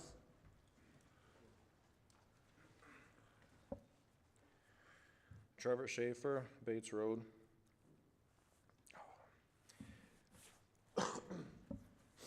I've been a resident of Chesterfield for nearly 5 years now. It's the place I purchased my first home on Bates Road. The neighbors, the quiet roads, the wildlife and nature in this northeast corner of the township have made it an exceptional place to live.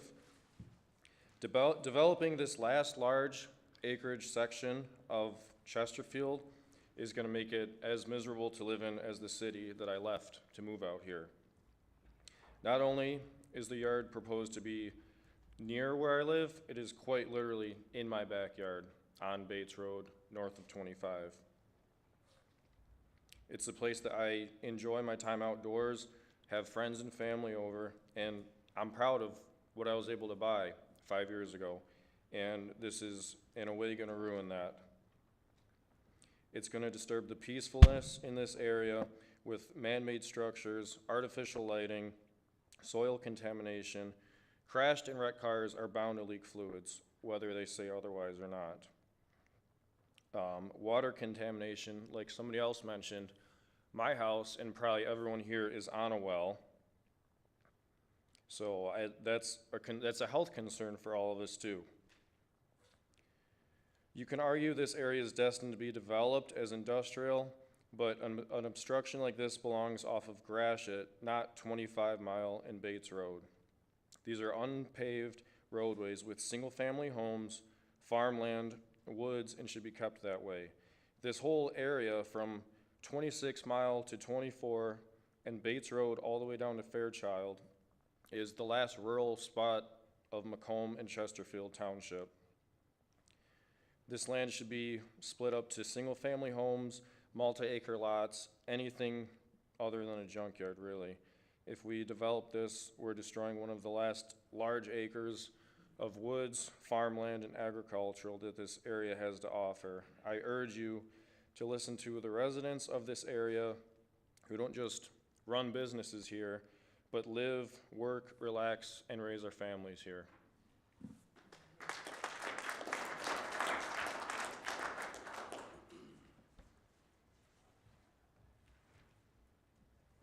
Cindy Schoniger, and I live on Hagen Road.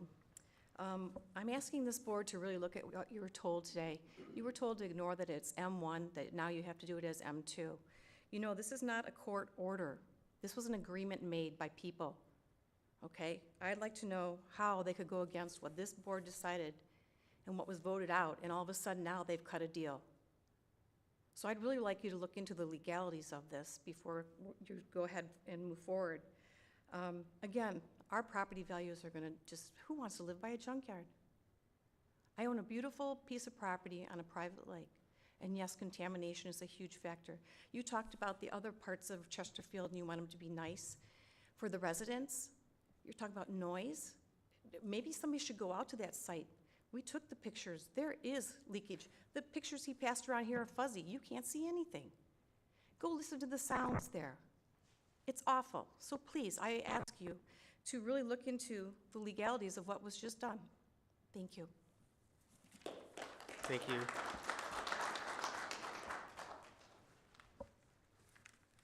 Kenneth Spurlock, live on Bates Road. So we put this to rest multiple times. We had the meeting, we talked about it, it was voted upon, it was turned down. Now, we're back here again being told to ignore the direction that the township and the people wanted. And I don't care if you don't like the pejorative, it's going to be a junkyard. So this is something that we voted against. This was upheld by the council. This was directed. They've come through and they're going to force their hand. This is not something the township wants. This is not something the people want. We should not have to sit here and get bowled over just because they have a good lawyer and they're willing to take it to court. This is not correct. I served my country in the U.S. Army. This is where I moved to whenever I separated from the service. This is my first home. I'm living south of this place. I don't want my water contaminated. I don't want my children drinking this. This is something that was not agreed to. And because somebody didn't want to fight and for the people, they decided that it's going to be not considered to be Zone 2. Zone 2 allows for a lot more, and that is not what this township wants. That's not what the board agreed to. Do your job. Do your job. All right? This is simple. Might not be easy. I don't care. You ran for the office. You sat here. You heard the people. They said no. You voted no. Have some testicular fortitude and a backbone and hold fast to what you said. That we're back here again is malarkey. Holy smokes. What is wrong with you people?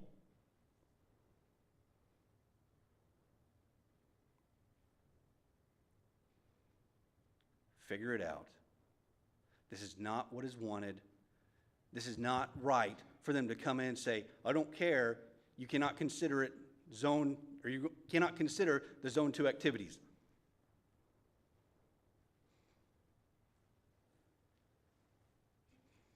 Do your jobs, vote no, and close this down again. Thank you.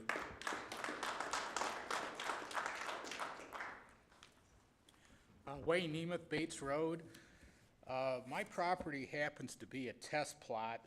The U.S. Geological Survey through the U.S. Department of the Interior, that's U.S. Department of the Interior, asks my permission every few years to come in and take samples of my water. Of course, I let them do that, and they give me the results and say the water is excellent.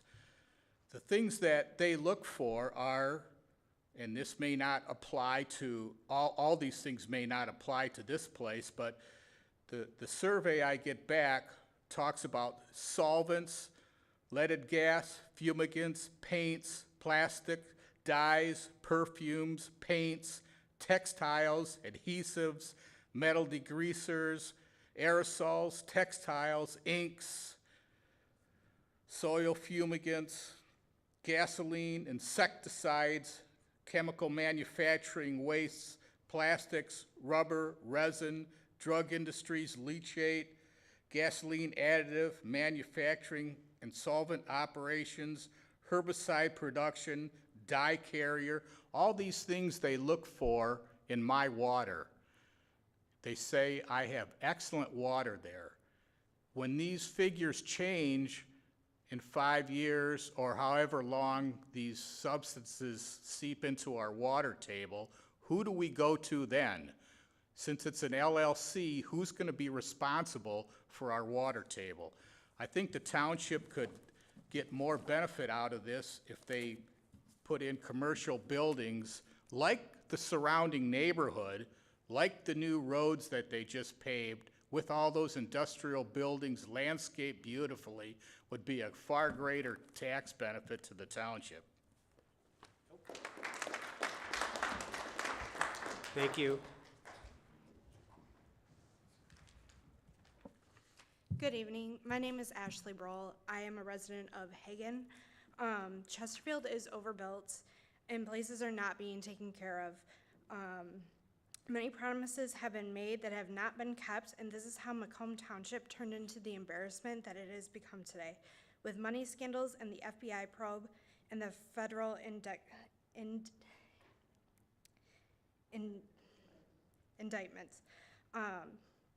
Are you going to let votes be bought, or are you going to vote to make your community members proud to live in Chesterfield? Thank you. Thank you.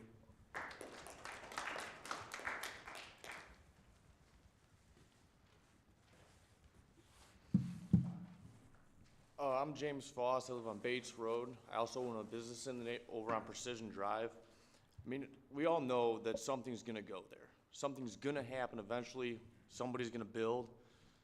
But the junkyard's, it's ridiculous. We just went over this. I mean, we talked about a buffer zone last time. I mean, one gate's right from Heinz' driveway is only 60 feet.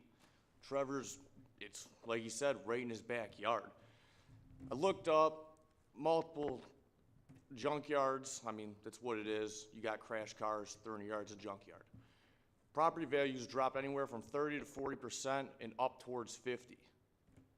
Do we really want people, is he gonna give us the money? Is he gonna give us the extra 50% we lost? No. Who's going to? Both Bates and 25 Mile are not set up to handle this. They can't even handle everyday driving. You wait months to plow the roads. Nobody does anything. People are replacing ball joints, shocks, struts. Now you got semis traveling up and down them every day. He says, okay, well, they won't go down Bates. Who's gonna stop them? Who's gonna stop the truck drivers from driving down Bates, tearing up the road? You guys gonna stand up there and say, hey, you can't do this? Is he gonna stand out there and say, hey, don't drive down here? No, he's not. So it'll just destroy everything. And you guys can do whatever you wanna do, but I mean, all you're doing is destroying stuff that people work for. Thank you.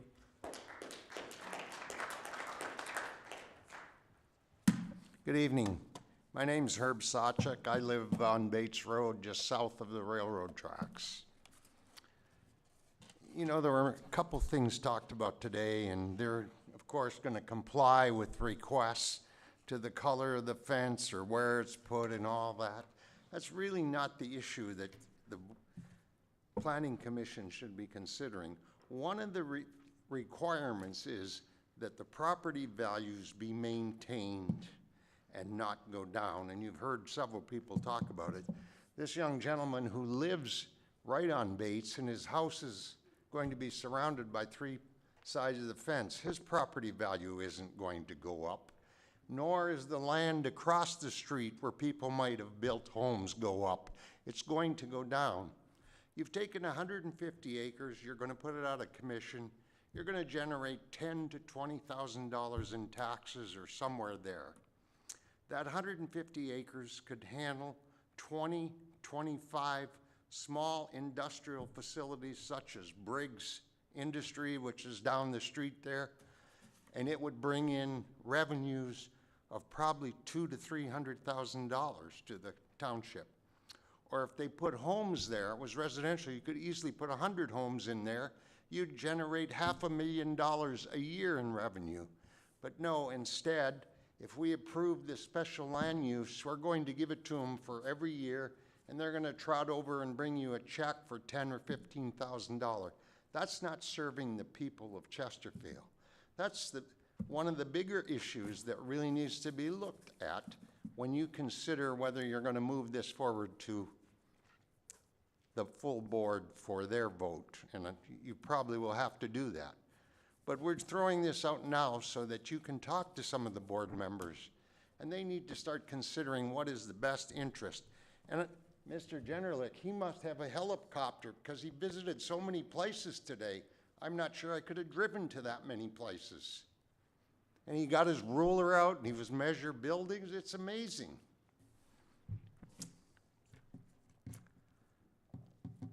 contamination is a concern. He said we're gonna drain the vehicles.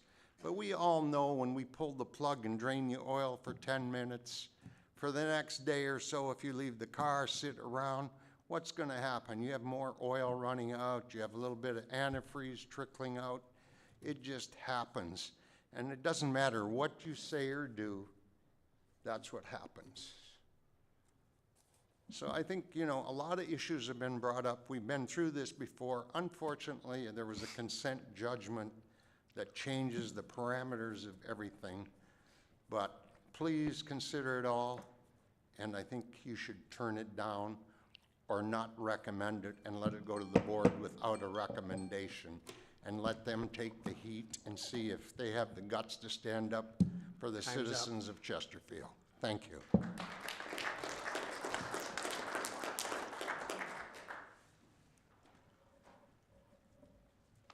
Andrew Smith, 28340 26 Mile Road. I also have an adjoining property on Bates Road. I've been to Sumter. I've been to the Flint location. These pictures are not conducive of what those facilities look like after years of use. The ground here is paved. Those are all cobble or some kind of aggregate soaked with oil. In the back of the facilities, they actually have vehicles wrapped in white plastic with biohazard signs on them. These vehicles were probably from somebody that was killed or injured in an accident. That type of stuff on top of aggregate, it's getting in the ground. That aggregate's not gonna hold that. Property values will definitely diminish. Noise, you're gonna put up a 4-foot berm, but you're running 8 to 12-foot lifts for loading vehicles. The noise pollution's gonna be ridiculous. You know, sitting in the backyard with our families, listening to big Tonka trucks playing in the sandbox over there, it's not gonna be somewhere we're gonna wanna be out in our backyards. Nor for development in the residential area, I don't see anybody buying property there after this place goes in. And that's all I have. Thank you. Thank you. Anybody else like to speak?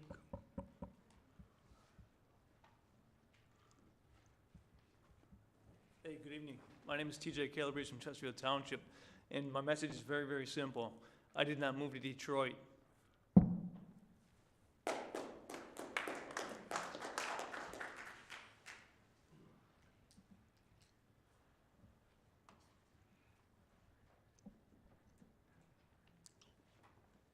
Janice Young, Chesterfield. With all due respect to Mr. Gendinalik, I looked up on the American Heritage Dictionary, junkyard, a yard or lot that is used to store junk such as scrap metal or resaleable car parts, a field where junk is collected and stored for resale, a place where rubbish is placed, a business that sells used metals or items. So by all rights, it sounds like a junkyard to me. I don't live out in that area, but I'm gonna stand in solidarity with my neighbors to the north. You know, Chesterfield had a junkyard at 23 in Gratiot when I moved out here in the 80s. It's gone. I mean, it's gone out of there and it's been redeveloped. So, you know, let them take this development further north, further west, not in our community. You know, and I know you guys have to do what you have to do on the planning commission, and you have to follow the rules. And this is a special land use. And, you know, from what I can tell from this, like item number 1, the proposed use shall be a such location size, it should be in harmony with the appropriate and orderly development of the surrounding neighborhoods. So it sounds like there's residential that's across the street or all surrounding this M1, which is now court-ordered to be M2. It doesn't sound like that's going to be in harmony with the people that live out there. And the leakage of oils and stuff out of there, okay. My ex-husband was a mechanic. There's fluids, that's just the nature of cars. There's just going to be fluid coming out of them. And now hearing that they're actually crashed cars, I guarantee there's going to be fluid leaking. Number 6, though, the proposed use is necessary for the public convenience at the proposed location. If it's doing online auto auction, there's going to be no pedestrian traffic coming in there. This isn't for the Chesterfield residents. I don't know who their market is, but it's probably not going to be for Chesterfield. So, I mean, I think there's a couple of things here that you guys can find to stand against. And if not, this is something I've been an advocate for, though. You guys need to look at the zoning ordinances for our township and the master plan and find a way to tighten it up so that these things don't happen. Maybe it's too late. Maybe the damage is done. We've grown so much, everything's been built up. But maybe we can still, you know, if we make some changes, preserve what we have left. Thanks. Thank you. Anybody else like to speak? If not, I'm going to close the public hearing. I'll make a motion to close the public hearing. We have a motion by Mr. Miller, supported by Mr. Brokart. All in favor? Aye. Opposed? Motion passes. Ms. Vosberg, do you have any comments or questions?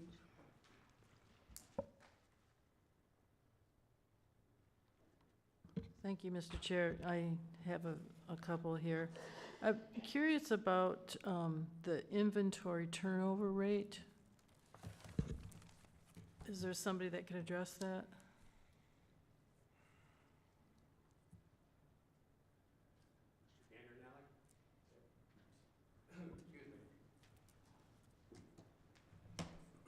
I'll come to the podium. One of my clients is here with me. This is Bill. He's from AAA, part of their management organization. He's best equipped to answer that question. Hello. For the record, my name is William Dietrich. I'm manager of real estate development for Insurance Auto Auctions. With respect to inventory turnover, we have a goal of recycling, moving out our cars every 2 to 3 months. So as many cars as come in, every 2 to 3 months, that will be replaced. It's a subtle distinction, but I understand members of the public here, and I think in part we're all subject to a zoning code that was written years ago. The term junkyard. I understand why you say, hey, they're damaged cars, they're junk, you're a junkyard. There's a very subtle but important distinction. In a junkyard, as the woman who provided the definition noted, the junkyard owner owns the inventory. We do not own the inventory. It is consigned to us. Our business model is like eBay's. So if this gentleman wants to sell his hat, it's his hat. He consigns it to eBay, he pays eBay a fee, he sends them a photo, and once it's purchased, eBay collects a fee from the purchaser, and this gentleman sends the hat to the buyer. We do the same thing with low value and salvage cars. Our major consigners are insurance companies. We also receive cars consigned by charities. We also receive cars consigned by used car dealers. There are a variety of entities that consign to us. But the important point is we don't do anything with the vehicles. When they come in, they're checked. If they were in an accident, most fluids are released at the accident scene. That's why first responders go out to I-95. I know you're shaking your head. Not everything leaks out, correct, at the accident scene. Number of it, other items are released in the course of being towed to a tow yard. They're evaluated by adjusters and eventually consigned to be placed in our auction and delivered to our site. Every vehicle that comes in is checked specifically for any leaking fluids. We're a self-insured company. We have facilities throughout the US and Canada, over 200. And I can assure you, all the people in all those communities are like you. They have all the same concerns. They want the same standard of living that all of you have. And I carry that with me. I live in my community, and so I can empathize with what you're saying. I don't want to be a bad actor. And honestly, if we truly were a bad actor, communities across the US and Canada wouldn't allow us to operate. It's not that we're bad actors, it's just that we deal with a product that, has a stigma attached to it. I like to say at times that our business is about one notch of being a landfill operator.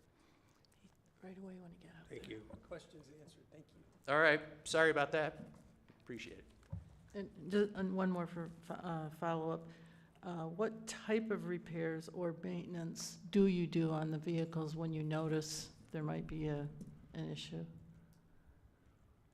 We do absolutely no maintenance of any sort on vehicles. We don't part them out. We don't do any work on any of the vehicles.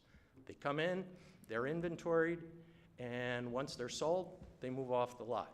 So there's no work done on any vehicle that enters our facility. All right, thank you. Thank you, Mr. Chair. Thank you. Mr. Brokart? Yeah, I've got a few questions.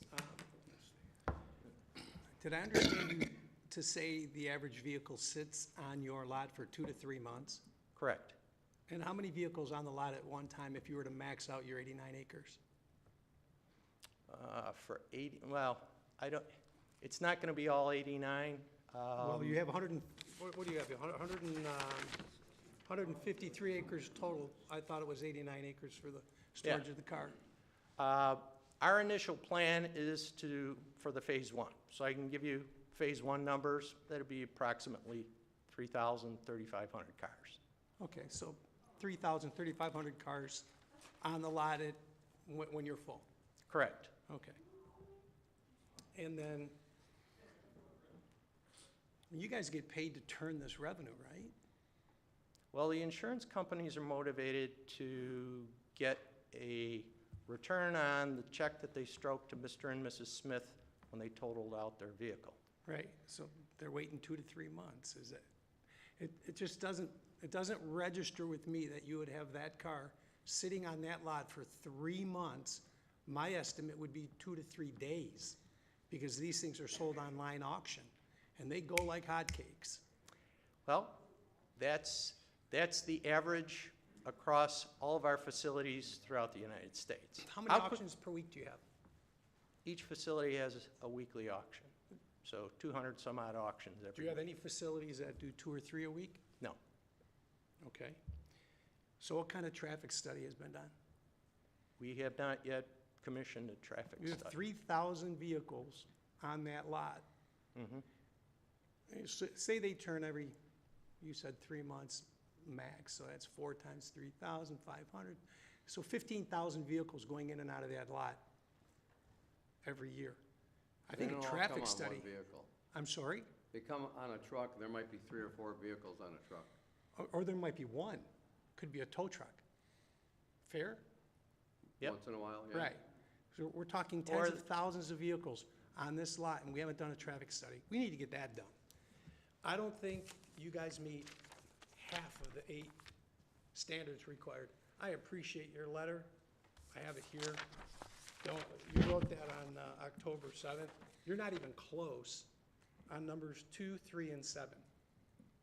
So I think you're a great guy, but just saying there isn't going to be hazards doesn't mean anything to me.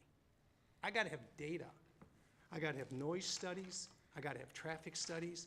I've got to have way more than what was provided here. I am so uncomfortable with this. I can't believe it. So let me just say one thing about the traffic study. One thing that you have to keep in mind as a Chesterfield Township official, Chesterfield Township has no jurisdiction over any road. But we do have a say on safety, and that's not safety. If I can finish, it's up to the road commission or the state highway if it's a state road. So in this situation, 25 Mile Road and Bates Road are both under the jurisdiction of the Macomb County Department of Roads. They establish the standards concerning the road, and that's why we've put in our site plan that we would pave the gravel area of 25 Mile Road past the railroad tracks in conjunction with the railroad to the west end of where our entrance is into our facility. So that's to the benefit of the general public and to this facility. So you're not thinking a traffic study's warranted? Well, I'm just saying that whatever municipality is involved, they have limited authority from my perspective as an attorney. Now, you may not like that, but There's a lot here I don't like. We'll leave it at Yeah. that. Okay. I'll be done. Thank you.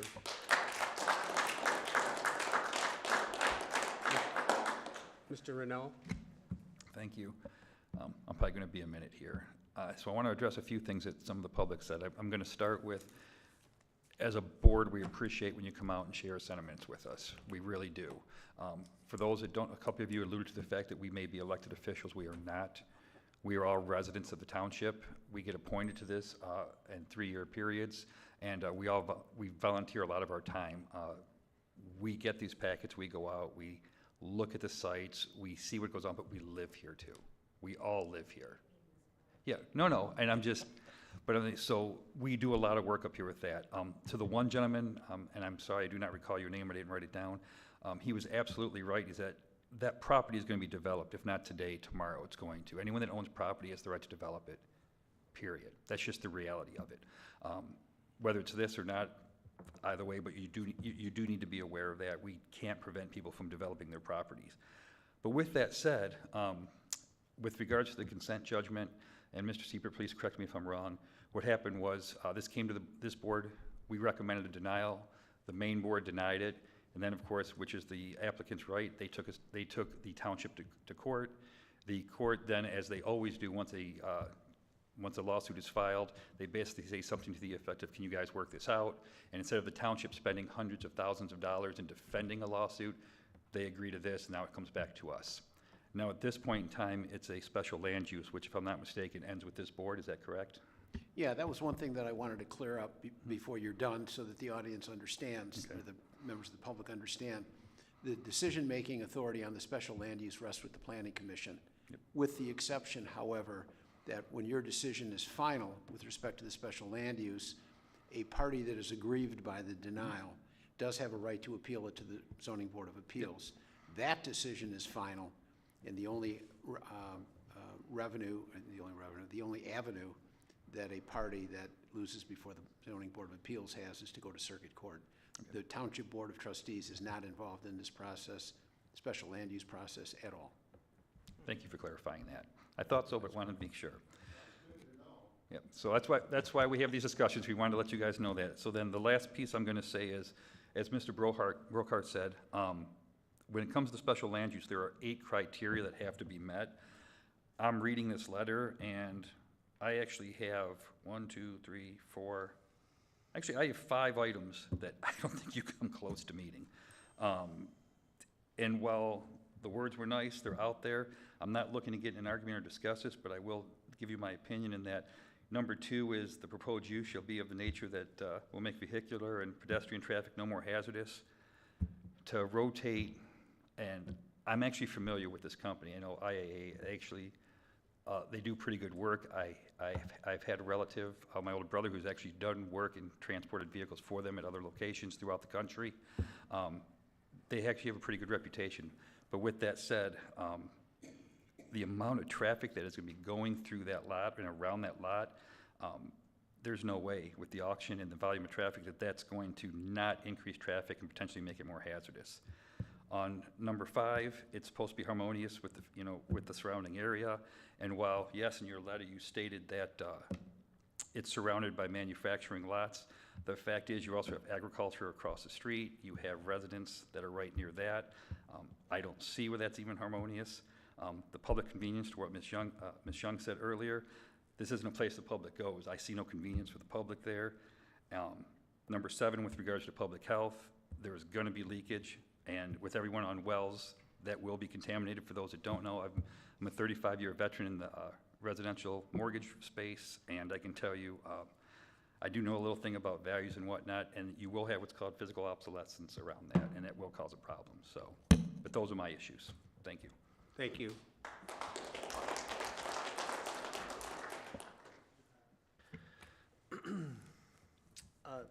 Yeah, I'll address both. I mean, I do appreciate what Mark was saying. He kind of beat me to it. I was going to give everyone a little education on the boards. We do take a beating, and that's okay. I mean, because if I was on your side, I probably wouldn't research the difference of the boards. But we are volunteers, and we do take this very serious. So we do really appreciate everyone's feedback, because I mean, I would be just as passionate if I was a landowner in the area. But it is important to understand that we do have a set of rules that we have to follow. And so you'll hear my comments. They're very direct, and they're usually try to be well formulated. Number 1 is Mr. Gandernelek with the traffic study. We can request it. You are correct that the roads are owned by the county or the state, but being that they do fall within our area, we can request it. And typically, we should be getting at least something from the owners stating that they get something from the county, in this case, county roads, that there is a no issue. Whether it's a full-blown study or just a letter, that's typically something that we should request, and because it will be increasing. Is there going to be an issue? It won't be. I'm well-versed in all that. But we are gonna request something like that, and there should be something that should be given to us to at least validate that that's been looked at and addressed. In regards to the special land use, unfortunately, I do agree that there are several that I don't see how they will meet. And obviously, I'm only one of you know, the board members' opinions, but I'm not gonna list them out like everybody else has. But I do feel that some of them definitely don't apply here, so I think that'll be a challenge to overcome before we make our final decision in the next few boards. I mean, obviously, we're not gonna make a decision tonight, because that's not our policy. But I do think you probably need to reinforce some of these, because I think it will be difficult to justify how they comply with all 8 of the special land use standards. I do agree that the property will be developed one way or another, and I'm sure you won't be happy with any of it in the future, but it is going to happen.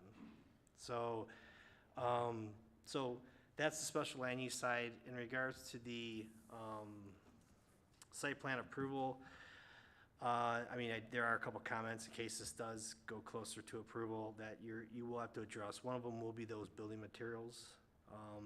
We will not, well, when I say we, I will not be accepting anything that's outside of our ordinance. There will be no exception.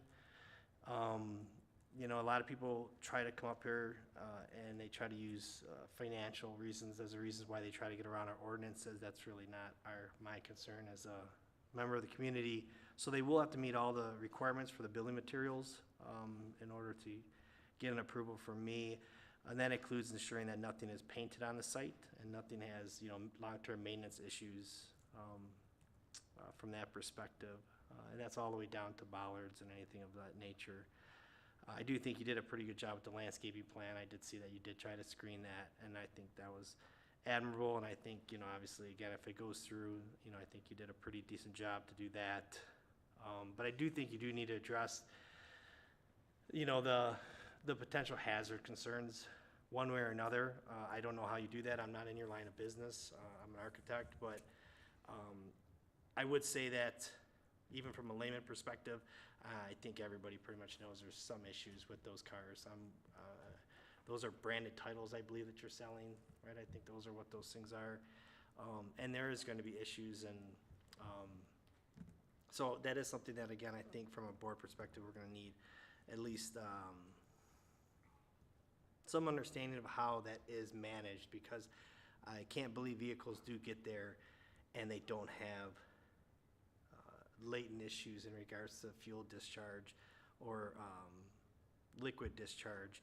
I assume you have hazardous kits and things of that nature that you do. You don't make any repairs, but you do clean those up. So maybe even just your process of how you handle hazardous discharges on your site might be a policy that you can show us in regards to how that is managed and then how everything is disposed of. Might be something that you can offer the board next time around. That's it. Thank you. Thank you. Mr. Jaworski? I'll be real quick. This does feel like Groundhog's Day. We went through this a year ago. My position has not changed. Unfortunately, we have to look at the criteria associated with making this decision, and based on my understanding, there is no way that any of this meets any of the special land use standards, so my position has not changed. Thank you. Mr. Klonowski? Yeah, I would concur with my colleagues on the board, on the commission.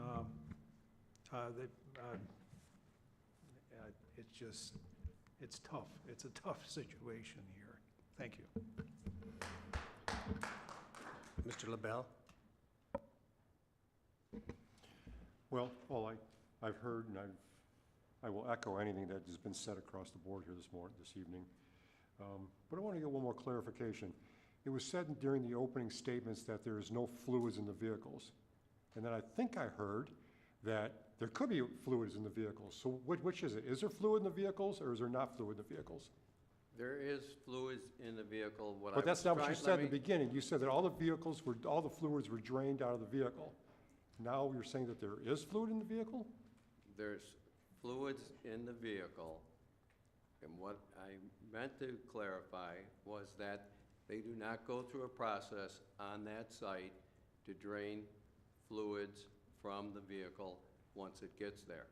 They do have a process that if they notice a vehicle is leaking a fluid, that they have a cleanup process, and I've seen the documentation as to that, and I'll provide that to you so that you know that if they see a vehicle leaking fluid on their site, how they clean it up.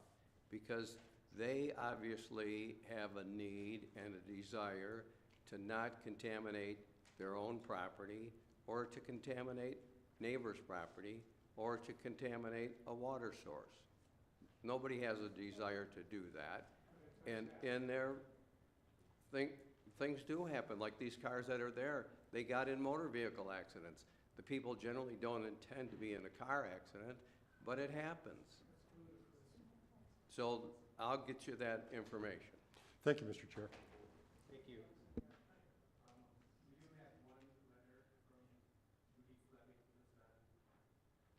Who lives on Gratiot that she's opposed to this rezone. And Ms. Osborne, will you tell what could be built on this property? Sure. So just so everyone is aware, the permitted uses for this parcel could be any light industrial use or industrial research use.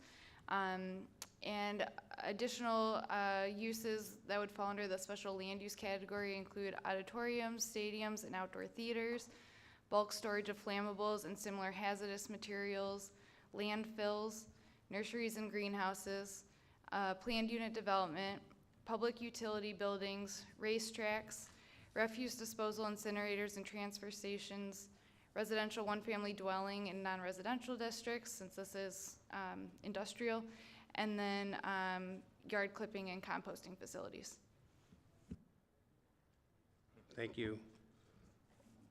Our normal procedure is the next meeting, but I think you'll have some stuff to get to us, Mr. Ganderlich, so.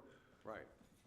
And on the previous one, you tabled it up to 6 meetings? I think that's what you did. Yeah. So is that? That's what we'll do for you too. And then if we have it before that 6-meeting timeline, we can ask to be put on the agenda, Yes. correct? Yep. Yes. Hold on. Mr. Chair, thank you. I have an additional question. It's been brought up, and it would appear that property values could be affected by this. Can we get ask for some type of a report or study on that? Yeah. Our next meeting is scheduled for January the 7th if the board approves. But, just watch the township website, it'll be on it, because if there's 6 meetings, that's 12 weeks, so you'll just want to check it. There's a cool feature on the website too. I think if you put in your email address, you'd be noticed. You will be notified of any updates to the agenda. So go to the website, sign up for those updates, and you'll be on the list. Mr. Chairman, I'd like to make a motion to postpone making a decision up to 6 meetings on this agenda item. A motion by Mr. LaBelle, supported by Mr. Miller. All in favor? Aye. Opposed? Motion passes. So is that up to 6 meetings? Up to 6 meetings. Okay, thank you. Thank you.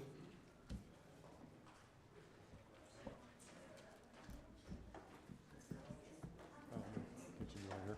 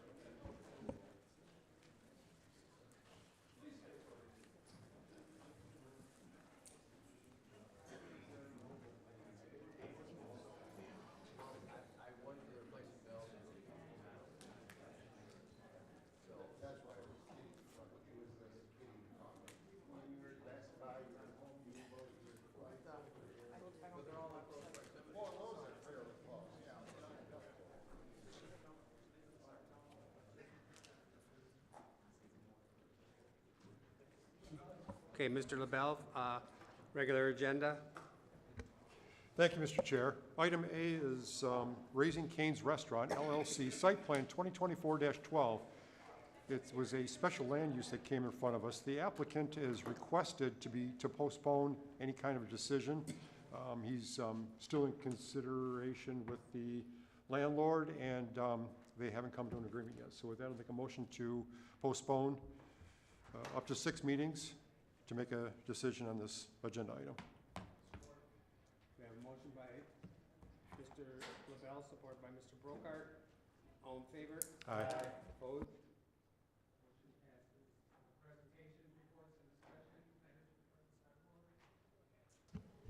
I don't have anything. Hope you all had a great Thanksgiving and happy holidays. We'll see you in the new year.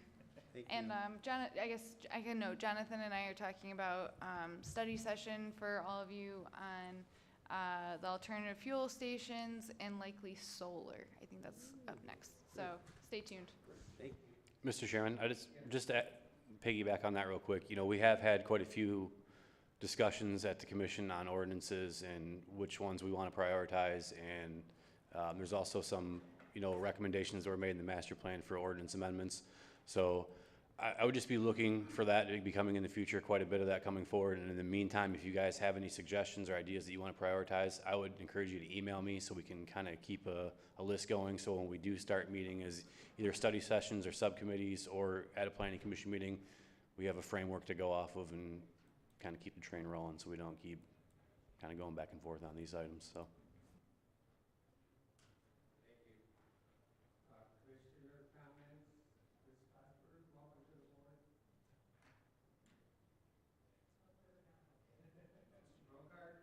I've said enough, thank you. Mr. Renaud? Yes, just want to say everyone have a great holiday. Won't see you to the new year, and yeah, welcome to the board, Ms. Vatsberg. Mr. Carr? Mr. Jaworski? Merry Christmas. Mr. Klonowski? Happy New Year. Mr. LaBelle? Looking for volunteers for pre-planning on January the 7th. Carl called me and said he wanted it. Mr. Leonard and Yeah. Mr. Carr? Yes. I think we may have skipped the public comment in the beginning of the meeting, so want to circle back to that one before we adjourn the meeting for the evening. Okay. Public comments, 3-minute time limit. Anybody like to speak? Thanks.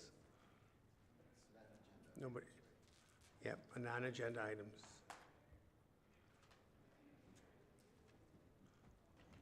Okay, if nobody wants that, I will make a motion to adjourn the meeting at 9:24. We have a motion by Mr. Miller, supported by Mr. Renaud. All in favor? Aye. Opposed? Motion passes